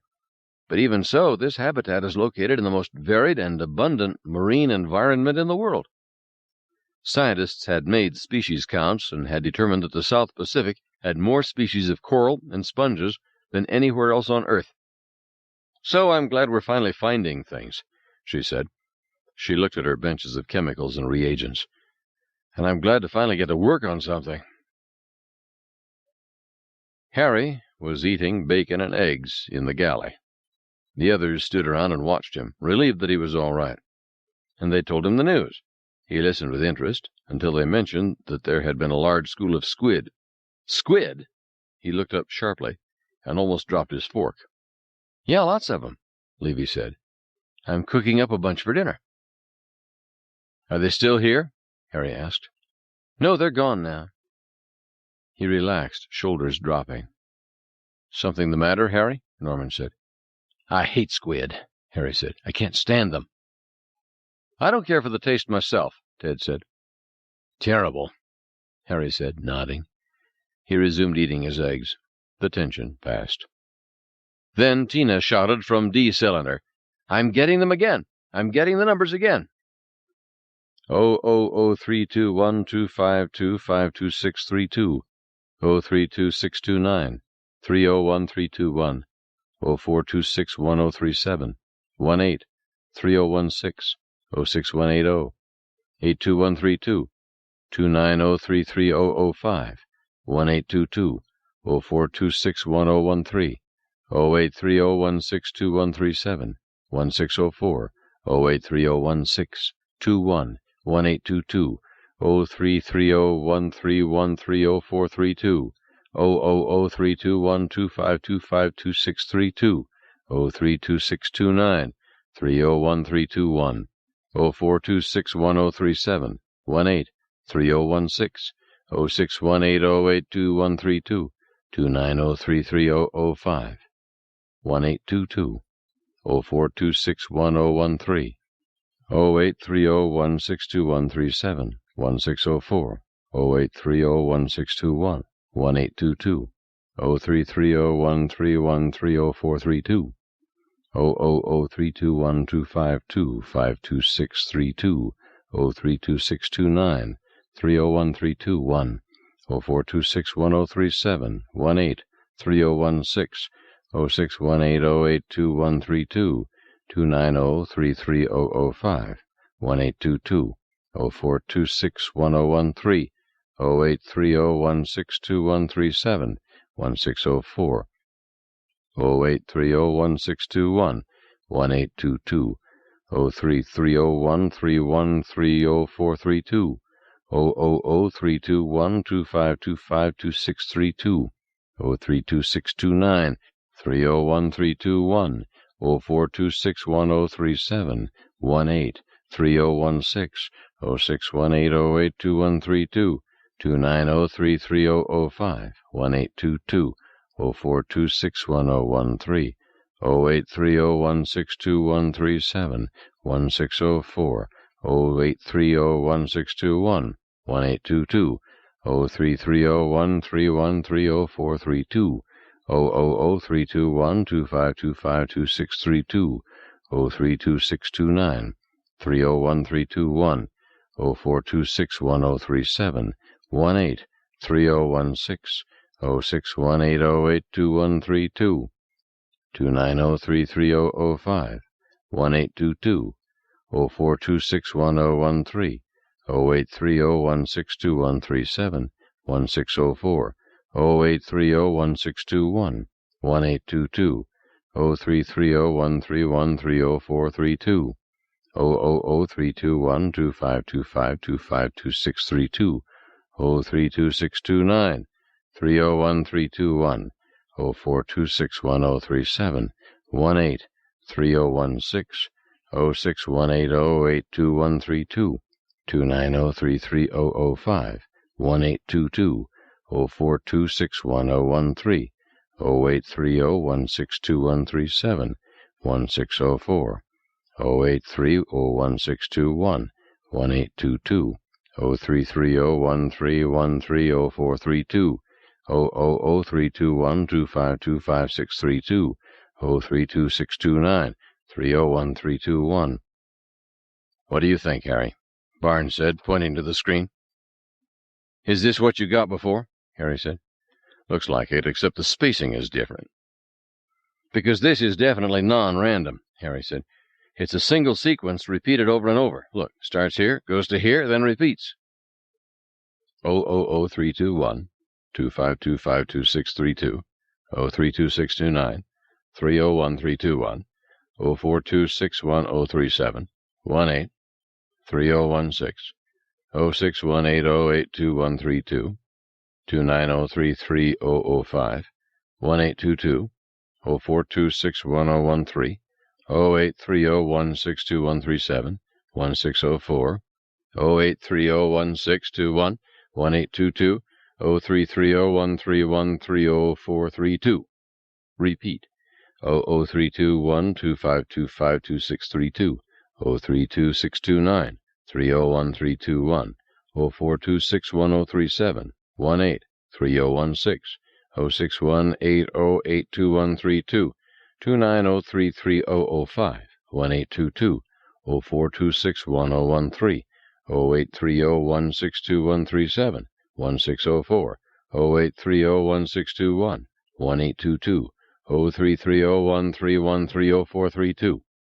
Repeat, 000321252522632, 032629, 301321, 042611037, 183016, 0618082132, 290330005, 1822, 042611013, 083016237, 1604, 0830161, 1822, 0330131304332.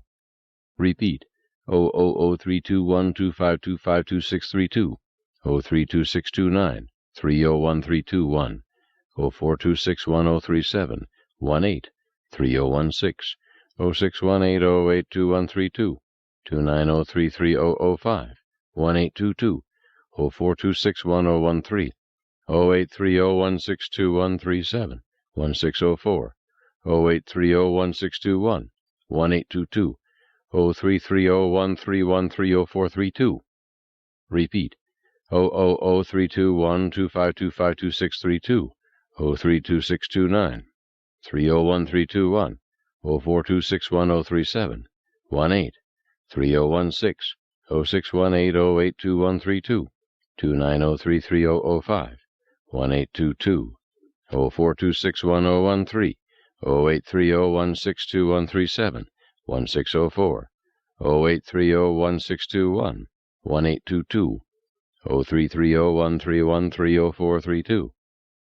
Repeat, 000321252522632, 03629, 301321, 042611037, 183016, 0618082132, 290330005, 1822, 042611013, 083016237, 1604, 0830161, 1822, 0330131304332. Repeat, 0003212525632, 03629, 301321. He's right, Tina said. Fantastic, Barnes said. Absolutely incredible for you to see it like that. Ted drummed his fingers on the console impatiently. Elementary, my dear Barnes, Harry said. That part is easy. The hard part is, what does it mean? Surely it's a message, Ted said. Possibly it's a message, Harry said. It could also be some kind of discharge from within the computer, the result of a programming error or a hardware glitch. We might spend hours translating it, only find it says copyright Acme Computer Systems, Silicon Valley, or something similar. Well, Ted said, the greatest likelihood is that this series of numbers originates from within the computer itself, Harry said. But let me give it a try. Tina printed out the screen for him. I'd like to try, too, Ted said quickly. Tina said, certainly, Dr. Fielding, and printed out a second sheet. If it's a message, Harry said, it's most likely a simple substitution code, like an ASCII code. It would help if we could run a decoding program on the computer. Can anybody program this thing? They all shook their heads. Can you? Barnes said. No. And I suppose there's no way to transmit this to the surface? The NSA code-breaking computers in Washington would take about 15 seconds to do this. Barnes shook his head. No contact. I wouldn't even put up a radio wire on a balloon. The last report, they have 40-foot waves on the surface. Snap the wire right away. So we're isolated? We're isolated. I guess it's back to the old pencil and paper. I always say traditional tools are best, particularly when there's nothing else. And left the room. He seems to be in a good mood, Barnes said. I'd say a very good mood, Norman said. Maybe a little too good, Ted said. A little manic? No, Norman said. Just a good mood. I thought he was a little high, Ted said. Let him stay that way, Barnes snorted, if it helps him to crack this code. I'm going to try too, Ted reminded him. That's fine, Barnes said. You try too. Ted, I'm telling you, this reliance on Harry is misplaced. Ted paced back and forth and glanced at Norman. Harry is manic, and he's overlooking things, obvious things. Like what? Like the fact that the printout can't possibly be a discharge from the computer. How do you know? Norman said. The processor, Ted said. The processor is a 68090 chip, which means that any memory dump would be in hex. What's hex? There are lots of ways to represent numbers, Ted said. The 68090 chip uses base 16 representation called hexadecimal. Hex is entirely different from regular decimal. Looks different. But the message used 0 through 9, Norman said. Exactly my point, Ted said. So it didn't come from the computer. I believe it's definitely a message from the sphere. Furthermore, although Harry thinks it is a substitution code, I think it's a direct visual representation. You mean a picture? Yes, Ted said. And I think it's a picture of the creature itself. He started searching through sheets of paper. I started with this. Now, here I have translated the message to binary, Ted said. You can immediately sense visual pattern, can't you? Not really, Norman said. Well, it is certainly suggestive, Ted said. I'm telling you, all those years at JPL looking at images from the planets, I have an eye for these things. So the next thing I did was go back to the original message and fill in the spaces. I got this. Uh-huh, Norman said. I agree it doesn't look like anything, Ted said, but by changing the screen width, you get this. Proudly, he held up the next sheet. Yes, Norman said. Don't tell me you don't see the pattern, Ted said. I don't see the pattern, Norman said. Squint at it, Ted said. Norman squinted. Sorry. But it is obviously a picture of the creature, Ted said. Look, that's the vertical torso, 3 legs, 2 arms. There's no head, so presumably the creature's head is located within the torso itself. Surely you see that, Norman. Ted. For once, Harry has missed the point entirely. The message is not only a picture, it's a self-portrait. Ted sat back. He sighed. You're going to tell me I'm trying too hard. I don't want to dampen your enthusiasm, Norman said. But you don't see the alien? Not really. No. Hell. Ted tossed the papers aside. I hate that son of a bitch. He's so arrogant, he makes me so mad. And on top of that, he's young. You're 40, Norman said. I wouldn't exactly call that over the hill. For physics it is, Ted said. Biologists can sometimes do important work late in life. Darwin was 50 when he published The Origin of Species. And chemists sometimes do good work when they're older. But in physics, if you haven't done it by 35, the chances are you never will. But, Ted, you're respected in your field. Ted shook his head. I've never done fundamental work. I've analyzed data, I've come to some interesting conclusions, but never anything fundamental. This expedition is my chance to really do something, to really get my name in the books. Norman now had a different sense of Ted's enthusiasm and energy, that relentlessly juvenile manner. Ted wasn't emotionally retarded, he was driven. And he clung to his youth out of a sense that time was slipping by and he hadn't yet accomplished anything. It wasn't obnoxious. It was sad. Well, Norman said, the expedition isn't finished yet. No, Ted said, suddenly brightening. You're right. You're absolutely right. There are more wonderful experiences awaiting us. I just know there are. And they'll come, won't they? Yes, Ted, Norman said. They'll come. Beth. Damn it, nothing works. She waved a hand to her laboratory bench. Not a single one of the chemicals or reagents here is worth a damn. What have you tried? Barnes said calmly. Zinc or formalin, H&E, the other stains. Proteolytic extractions, enzyme breaks. You name it. None of it works. You know what I think? I think that whoever stocked this lab did it with outdated ingredients. No, Barnes said. It's the atmosphere. He explained that their environment contained only 2% oxygen, 1% carbon dioxide, but no nitrogen at all.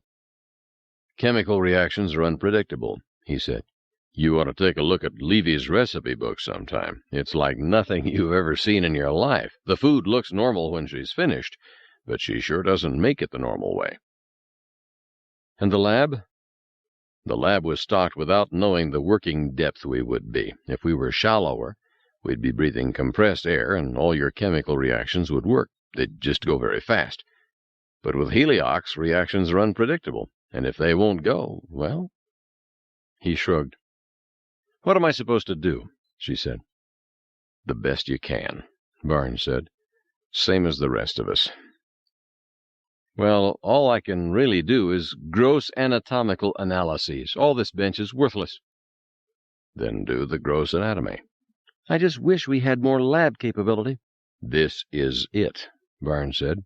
Accept it and go on. Ted entered the room. You better take a look outside, everybody, he said, pointing to the portholes. We have more visitors. The squid were gone. For a moment Norman saw nothing but the water and the white suspended sediment caught in the lights. Look down at the bottom. The sea floor was alive, literally alive, crawling and wiggling and tremulous as far as they could see in the lights. What is that? Beth said, It's shrimps, a hell of a lot of shrimps. And she ran to get her net. Now that's what we ought to be eating, Ted said. I love shrimp, and those look perfect size, a little smaller than crayfish, probably delicious.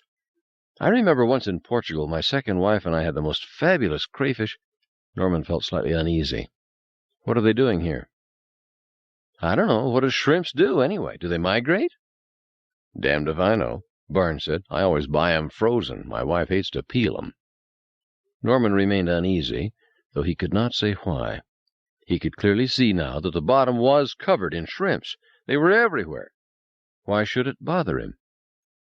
Norman moved away from the window, hoping his sense of vague uneasiness would go away if he looked at something else. But it didn't go away. It just stayed there, a small, tense knot in the pit of his stomach. He didn't like the feeling at all. Harry. Harry. Oh, hi, Norman. I heard the excitement. A lot of shrimps outside. Is that it? Harry sat on his bunk with the paper print out of numbers on his knees. He had a pencil and pad, and the page was covered with calculations, scratch-outs, symbols, arrows.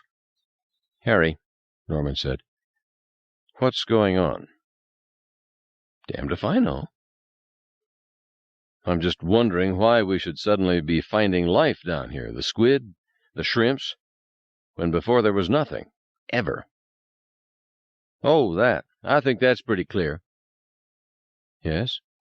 Sure. What's different between then and now? You've been inside the sphere.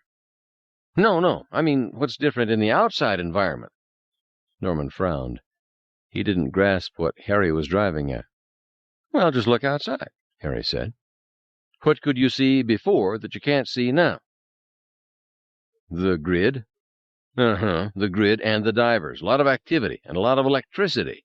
I think it scared off the normal fauna of the area. This is the South Pacific, you know. It ought to be teeming with life. And now that the divers are gone, the animals are back? That's my guess. That's all there is to it? Norman said, frowning. Why are you asking me? Harry said. Ask Beth. She'll give you a definitive answer. But I know animals are sensitive to all kinds of stimuli we don't notice. You can't run God knows how many million volts through underwater cables to light a half-mile grid in an environment that has never seen light before and not expect to have an effect. Something about this argument tickled the back of Norman's mind. He knew something pertinent, but he couldn't get it. Harry. Yes, Norman, you look a little worried. You know, this substitution code is really a bitch. I tell you the truth, I'm not sure I'll be able to crack it. You see, the problem is, if it is a letter substitution, you will need 2 digits to describe a single letter because there are 26 letters in the alphabet, assuming no punctuation, which may or may not be included here as well. So when I see a 2 next to a 3, I don't know if it is letter 2 followed by letter 3, or just letter 23. It's taking a long time to work through the permutations, you see what I mean? Harry. Yes, Norman. What happened inside the sphere? Is that what you're worried about? Harry asked. What makes you think I'm worried about anything? Norman asked. Your face, Harry said. That's what makes me think you're worried. Maybe I am, Norman said, but about this sphere. You know, I've been thinking a lot about that sphere. And? It's quite amazing. I really don't remember what happened. Harry, I feel fine. I feel better all the time. Honest to God, my energy's back, headache's gone. And earlier I remembered everything about that sphere and what was inside it. But every minute that passes it seems to fade, you know, the way a dream fades. You remember it when you wake up, but an hour later it's gone? Harry, I remember that it was wonderful and beautiful. Something about lights, swirling lights. But that's all. How did you get the door to open? Oh, that. It was very clear at the time. I remember I had worked it all out. I knew exactly what to do. What did you do? I'm sure it will come back to me. You don't remember how you opened the door? No. I just remember this sudden insight, this certainty about how it was done. But I can't remember the details. Why, does somebody else want to go in? Ted, probably. I'm sure Ted would like to go in. I don't know if that's a good idea. Frankly, I don't think Ted should do it. Think how boring he'll be with his speeches after he comes out. I visited an alien sphere by Ted Fielding. We'd never hear the end of it. And he giggled. Ted is right, Norman thought. He is definitely manic. There was a speedy, overly cheerful quality to Harry. His characteristic slow sarcasm was gone, replaced by a sunny, open, very quick manner, and a kind of laughing indifference to everything, an imbalance in his sense of what was important. He had said he couldn't crack the code. He had said he couldn't remember what happened inside the sphere, or how he had opened it. And he didn't seem to think it mattered. Harry, when you first came out of the sphere, you seemed worried. Did I? Had a brutal headache, I remember that. You kept saying we should go to the surface. Did I? Yes, why was that? God only knows. I was so confused. You also said it was dangerous for us to stay here. Harry smiled. Norman, you can't take that too seriously. I didn't know if I was coming or going. Harry, we need you to remember these things. If things start to come back to you, will you tell me?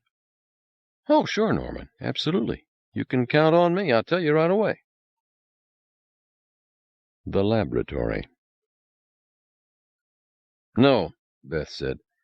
None of it makes sense. First of all, in areas where fish haven't encountered human beings before, they tend to ignore humans unless they are hunted. The Navy divers didn't hunt the fish. Second, if the divers stirred up the bottom, that'd actually release nutrients and attract more animals.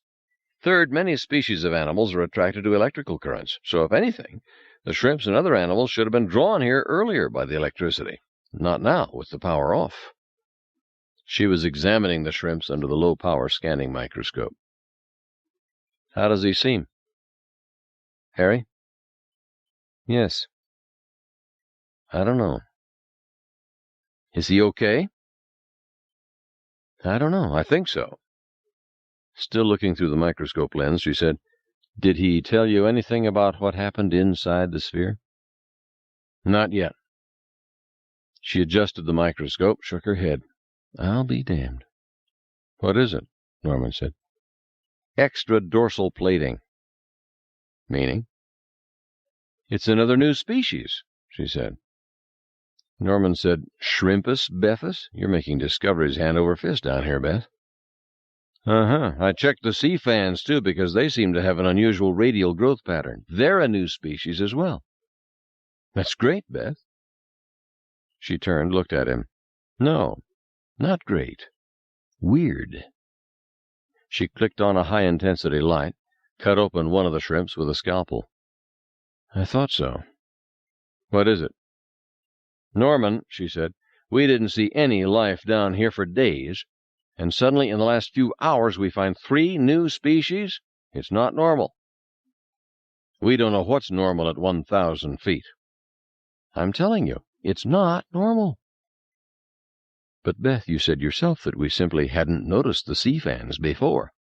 And the squid and the shrimps, can't they be migrating, passing through this area, something like that? Barnes says they've never had trained scientists living this deep at one site on the ocean floor before. Maybe these migrations are normal, and we just don't know they occur. I don't think so, Beth said. When I went out to get these shrimps, I felt their behavior was atypical. For one thing, they were too close together. Shrimps on the bottom maintain a characteristic distance from one another, about 4 feet. These were packed close. In addition, they moved as if they were feeding, but there's nothing to feed on down here. Nothing that we know of. Well, these shrimps can't have been feeding. She pointed to the cut animal on the lab bench. They haven't got a stomach. Are you kidding? Look for yourself. Norman looked, but the dissected shrimp didn't mean much to him. It was just a mass of pink flesh. It was cut on a ragged diagonal, not cleanly. She's tired, he thought. She's not working efficiently. We need sleep. We need to get out of here. The external appearance is perfect, except for an extra dorsal fan at the tail, she said. But internal, it's all screwed up. There's no way for these animals to be alive. No stomach. No reproductive apparatus. This animal is like a bad imitation of a shrimp. Yet the shrimps are alive, Norman said. Yeah, she said. They are. She seemed unhappy about it. And the squid were perfectly normal inside. Actually, they weren't. When I dissected one, I found that it lacked several important structures. There's a nerve bundle called the stellate ganglion that wasn't there. Well? And there were no gills, Norman. Squid possess a long gill structure for gas exchange. This one didn't have one. The squid had no way to breathe, Norman. It must have had a way to breathe. I'm telling you it didn't. We're seeing impossible animals down here. All of a sudden. Impossible animals. She turned away from the high-intensity lamp, and he saw that she was close to tears. Her hands were shaking. She quickly dropped them into her lap. You're really worried, he said. Aren't you? She searched his face. Norman, she said, all this started when Harry came out of the sphere, didn't it? I guess it did. Harry came out of the sphere, and now we have impossible sea life. I don't like it. I wish we could get out of here. I really do. Her lower lip was trembling. He gave her a hug and said gently, We can't get out of here. I know, she said. She hugged him back and began to cry, pushing her face into his shoulder. It's all right. I hate it when I get this way, she said. I hate this feeling. I know. And I hate this place. I hate everything about it. I hate Barnes, and I hate Ted's lectures, and I hate Levy's stupid desserts. I wish I wasn't here. I know. She sniffled for a moment, then abruptly pushed him away with her strong arms. She turned away, wiped her eyes. I'm all right, she said. Thanks. Sure, he said. She remained turned away, her back to him. Where's the damn Kleenex? She found one, blew her nose. You won't say anything to the others? Of course not. A bell rang, startling her. Jesus, what's that? I think it's dinner, Norman said. Dinner. I don't know how you can eat those things, Harry said, pointing to the squid. They're delicious, Norman said. Sautéed squid. As soon as he had sat at the table, he became aware how hungry he was, and eating made him feel better. There was a reassuring normalcy about sitting at a table with a knife and fork in his hands. It was almost possible to forget where he was. I especially like them fried, Tina said. Fried calamari, Barnes said. Wonderful, my favorite. I like them fried, too, Edmonds, the archivist, said. She sat primly, very erect, eating her food precisely. Norman noticed that she put her knife down between bites. Why aren't these fried? Norman said. We can't deep fry down here, Barnes said. The hot oil forms a suspension and gums up the air filters, but sautéed is fine. Well, I don't know about the squid, but the shrimps are great, Ted said. Aren't they, Harry? Ted and Harry were eating shrimp. Great shrimp, Harry said. Delicious. You know how I feel, Ted said. I feel like Captain Nemo. Remember living underwater off the bounty of the sea? 20,000 leagues under the sea, Barnes said. James Mason, Ted said. Remember how he played the organ? Na-na-na, na-na-na-na-na, Bach, toccata and fugue in D minor. And Kirk Douglas. Kirk Douglas was great. Remember when he fought the giant squid? That was great. Kirk Douglas had an axe, remember? Yeah, and he cut off one of the squid arms. That movie, Harry said, scared the hell out of me. I saw it when I was a kid, and it scared the hell out of me. I didn't think it was scary, Ted said. You were older, Harry said. Not that much older. Yes, you were. For a kid, it was terrifying. That's probably why I don't like squid now. You don't like squid, Ted said, because they're rubbery and disgusting.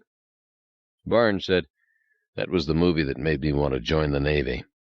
I can imagine, Ted said, so romantic and exciting. And a real vision of the wonders of applied science. Who played the professor in that? The professor? Yes, remember there was a professor? I vaguely remember a professor, old guy. Norman, you remember who was the professor? No, I don't, Norman said. Ted said, are you sitting over there keeping an eye on us, Norman? How do you mean? Norman said. Analyzing us, seeing if we're cracking up. Yes, Norman said, smiling. I am. How are we doing? Ted said. I would say it is highly significant that a group of scientists can't remember who played the scientist in a movie they all loved. Well, Kirk Douglas was the hero, that's why. The scientist wasn't the hero. Franchot Tone, Barnes said. Claude Rains? No, I don't think so. Fritz somebody. Fritz Weaver. They heard a crackle and hiss, and then the sounds of an organ playing the toccata and fugue in D minor. Great, Ted said. I didn't know we had music down here. Edmonds returned to the table. There's a tape library, Ted. I don't know if this is right for dinner, Barnes said. I like it, Ted said. Now, if we only had seaweed salad, isn't that what Captain Nemo served? Maybe something lighter, Barnes said. Lighter than seaweed? Lighter than Bach. What was the submarine called? Ted said. The Nautilus, Edmonds said. Oh, right, Nautilus. It was the name of the first atomic submarine, too, launched in 1954, she said, and she gave Ted a bright smile. True, Ted said, true. Norman thought, he's met his match in irrelevant trivia. Edmonds went to the porthole and said, oh, more visitors. What now? Harry said, looking up quickly. Frightened, Norman thought. No, just quick, manic, interested. They're beautiful, Edmonds was saying. Some kind of little jellyfish, all around the habitat. We should really film them. What do you think, Dr. Fielding? Should we go film them? I think I'll just eat now, Jane, Ted said, a bit severely. Edmonds looked stricken, rejected. Norman thought, I'll have to watch that. She turned to leave. The others glanced toward the porthole, but nobody left the table. Have you ever eaten jellyfish? Ted said. I hear they're a delicacy. Some of them are poisonous, Beth said. Toxins in the tentacles. Don't the Chinese eat jellyfish? Harry said. Yes, Tina said. They make a soup, too. My grandmother used to make it in Honolulu. You're from Honolulu? Mozart would be better for dining, Barnes said. Or Beethoven, something with strings. This organ music is gloomy. Dramatic, Ted said, playing imaginary keys in the air in time to the music, swaying his body like James Mason. Gloomy, Barnes said. The intercom crackled. Oh, you should see this, Edmund said over the intercom. It's beautiful. Where is she? She must be outside, Barnes said. He went to the porthole. It's like pink snow, Edmund said. They all got up and went to the portholes. Edmonds was outside with the video camera. They could hardly see her through the dense clouds of jellyfish. The jellyfish were small, the size of a thimble, and a delicate, glowing pink. It was indeed like a snowfall. Some of the jellyfish came quite close to the porthole. They could see them well. "They have no tentacles," Harry said. "They're just little pulsating sacs." "That's how they move," Beth said. "Muscular contractions expel the water." "Like squid," Ted said. "Not as developed, but the general idea." "They're sticky," Edmund said over the intercom. "They're sticking to my suit." "That pink color is fantastic," Ted said. "Like snow in a sunset." "Very poetic." "I thought so." "You would." "They're sticking to my faceplate, too," Edmund said. "I have to pull them off. They leave a smeary streak—" She broke off abruptly, but they could still hear her breathing. "Can you see her?" Ted said. "Not very well. She's there to the left." Over the intercom, Edmund said, "They seem to be warm. I feel heat on my arms and legs." "That's not right," Barnes said. He turned to Tina. "Tell her to get out of there." Tina ran from the cylinder toward the communications console. Norman could hardly see Edmunds anymore. He was vaguely aware of a dark shape, moving arms, agitated. Over the intercom, she said, "The smear on the faceplate, it won't go away. They seem to be eroding the plastic. And my arms, the fabric is—" Tina's voice said, Jane, get out of there." "On the double," Barnes shouted. "Tell her on the double." Edmunds's breathing was coming in ragged gasps. "The smears, can't see very well. I feel hurts. My arm's burning. Hurts. They're eating through—" "Jane, come back. Jane, are you reading? Jane!" "She's fallen down," Harry said. "Look, you can see her lying—" "We have to save her," Ted said, jumping to his feet. "Nobody move," Barnes said. "But she's—" "Nobody else is going out there, mister." Edmunds's breathing was rapid. She coughed, gasped. I can't. Oh, God!" Edmunds began to scream. The scream was high-pitched and continuous, except for ragged gasps for breath. They could no longer see her through the swarms of jellyfish. They looked at each other. At Barnes. Barnes's face was rigidly set, his jaw tight, listening to the screams. And then, abruptly, there was silence. The next messages. An hour later, the jellyfish disappeared as mysteriously as they had come. They could see Edmunds's body outside the habitat, lying on the bottom, rocking back and forth gently in the current. There were small ragged holes in the fabric of the suit. They watched through the portholes as Barnes and the Chief Petty Officer, Teeny Fletcher, crossed the bottom into the harsh floodlights, carrying extra air tanks. They lifted Edmunds's body. The helmeted head flopped loosely back, revealing the scarred plastic faceplate dull in the light. Nobody spoke. Norman noticed that even Harry had dropped his manic affect. He sat unmoving, staring out the window. Outside, Barnes and Fletcher still held the body. There was a great burst of silvery bubbles which rose swiftly to the surface. "What are they doing?" "Inflating her suit." "Why, aren't they bringing her back?" Ted said. "They can't," Tina said. "There's nowhere to put her here.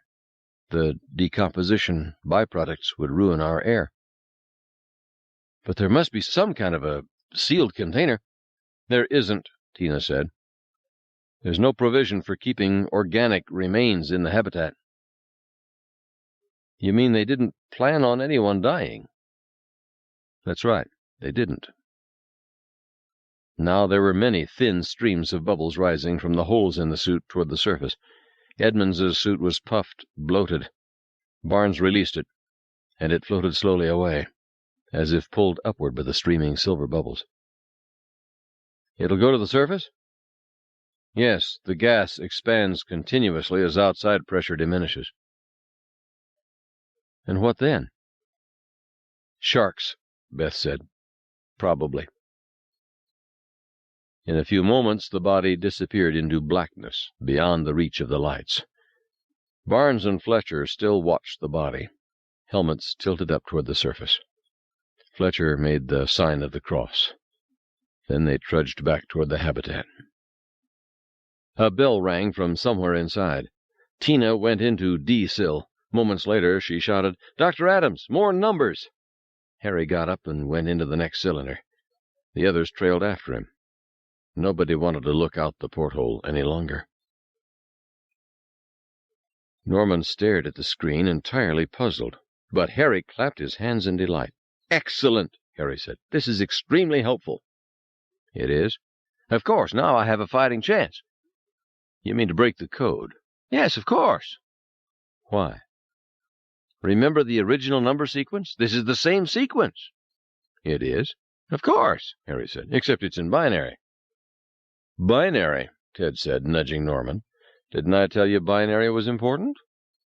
"What's important," Harry said, "is that this establishes the individual letter breaks from the original sequence."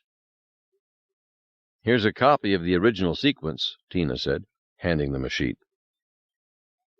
000321252252632, 0326293013210, 042611037, 183016, 06180822132, 290330005, 1822, 042611013, 0830162137, 1604, 08301621, 1822, 033013130432.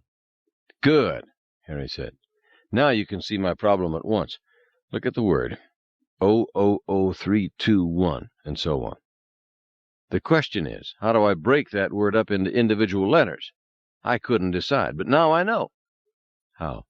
"Well, obviously it goes 3, 21, 25, 25. Norman didn't understand. "But how do you know that?" "Look," Harry said impatiently. "It's very simple, Norman. It's a spiral reading from inside to outside. It's just giving us the numbers in—" Abruptly, the screen changed again. Narrator's note. The spiral that previously appeared on the screen in binary code has now changed into a spiral displaying the equivalent sequence, the original sequence, in ordinary decimal numbers. Return to text. "There, is that clearer for you?" Norman frowned. "Look, it's exactly the same," Harry said. "See? Center outward. 0003, 21, 25, 25. It's made a spiral moving outward from the center." "It?" "Maybe it's sorry about what happened to Edmonds," Harry said. "Why do you say that?" Norman asked, staring curiously at Harry. "Because it's obviously trying very hard to communicate with us," Harry said. "It's attempting different things." "Who is it?" "It," Harry said, "may not be a who." The screen went blank, and another pattern appeared. Narrator's note. This pattern shows a spiral presenting the original sequence of coded decimal numbers repeated several times. Unlike the previous spiral patterns, this spiral progresses from the outside toward the center. Return to text. "All right," Harry said. "This is very good." "Where's this coming from?" "Obviously from the ship." "But we're not connected to the ship. How is it managing to turn on our computer and print this?" "We don't know." "Well, shouldn't we know?" Beth said. "Not necessarily," Ted said. "Shouldn't we try to know?" "Not necessarily. You see, if the technology is advanced enough, it appears to the naive observer to be magic. There's no doubt about that. For example, you take a famous scientist from our past, Aristotle, Leonardo da Vinci, even Isaac Newton. Show him an ordinary Sony color television set, and he'd run screaming, claiming it was witchcraft. He wouldn't understand it at all. But the point," Ted said, "is that you couldn't explain it to him either, at least not easily. Isaac Newton wouldn't be able to understand TV without first studying our physics for a couple of years. He'd have to learn all the underlying concepts. Electromagnetism, waves, particle physics. These would all be new ideas to him, a new conception of nature. In the meantime, the TV would be magic as far as he was concerned. But to us, it's ordinary. It's TV." "You're saying we're like Isaac Newton?" Ted shrugged.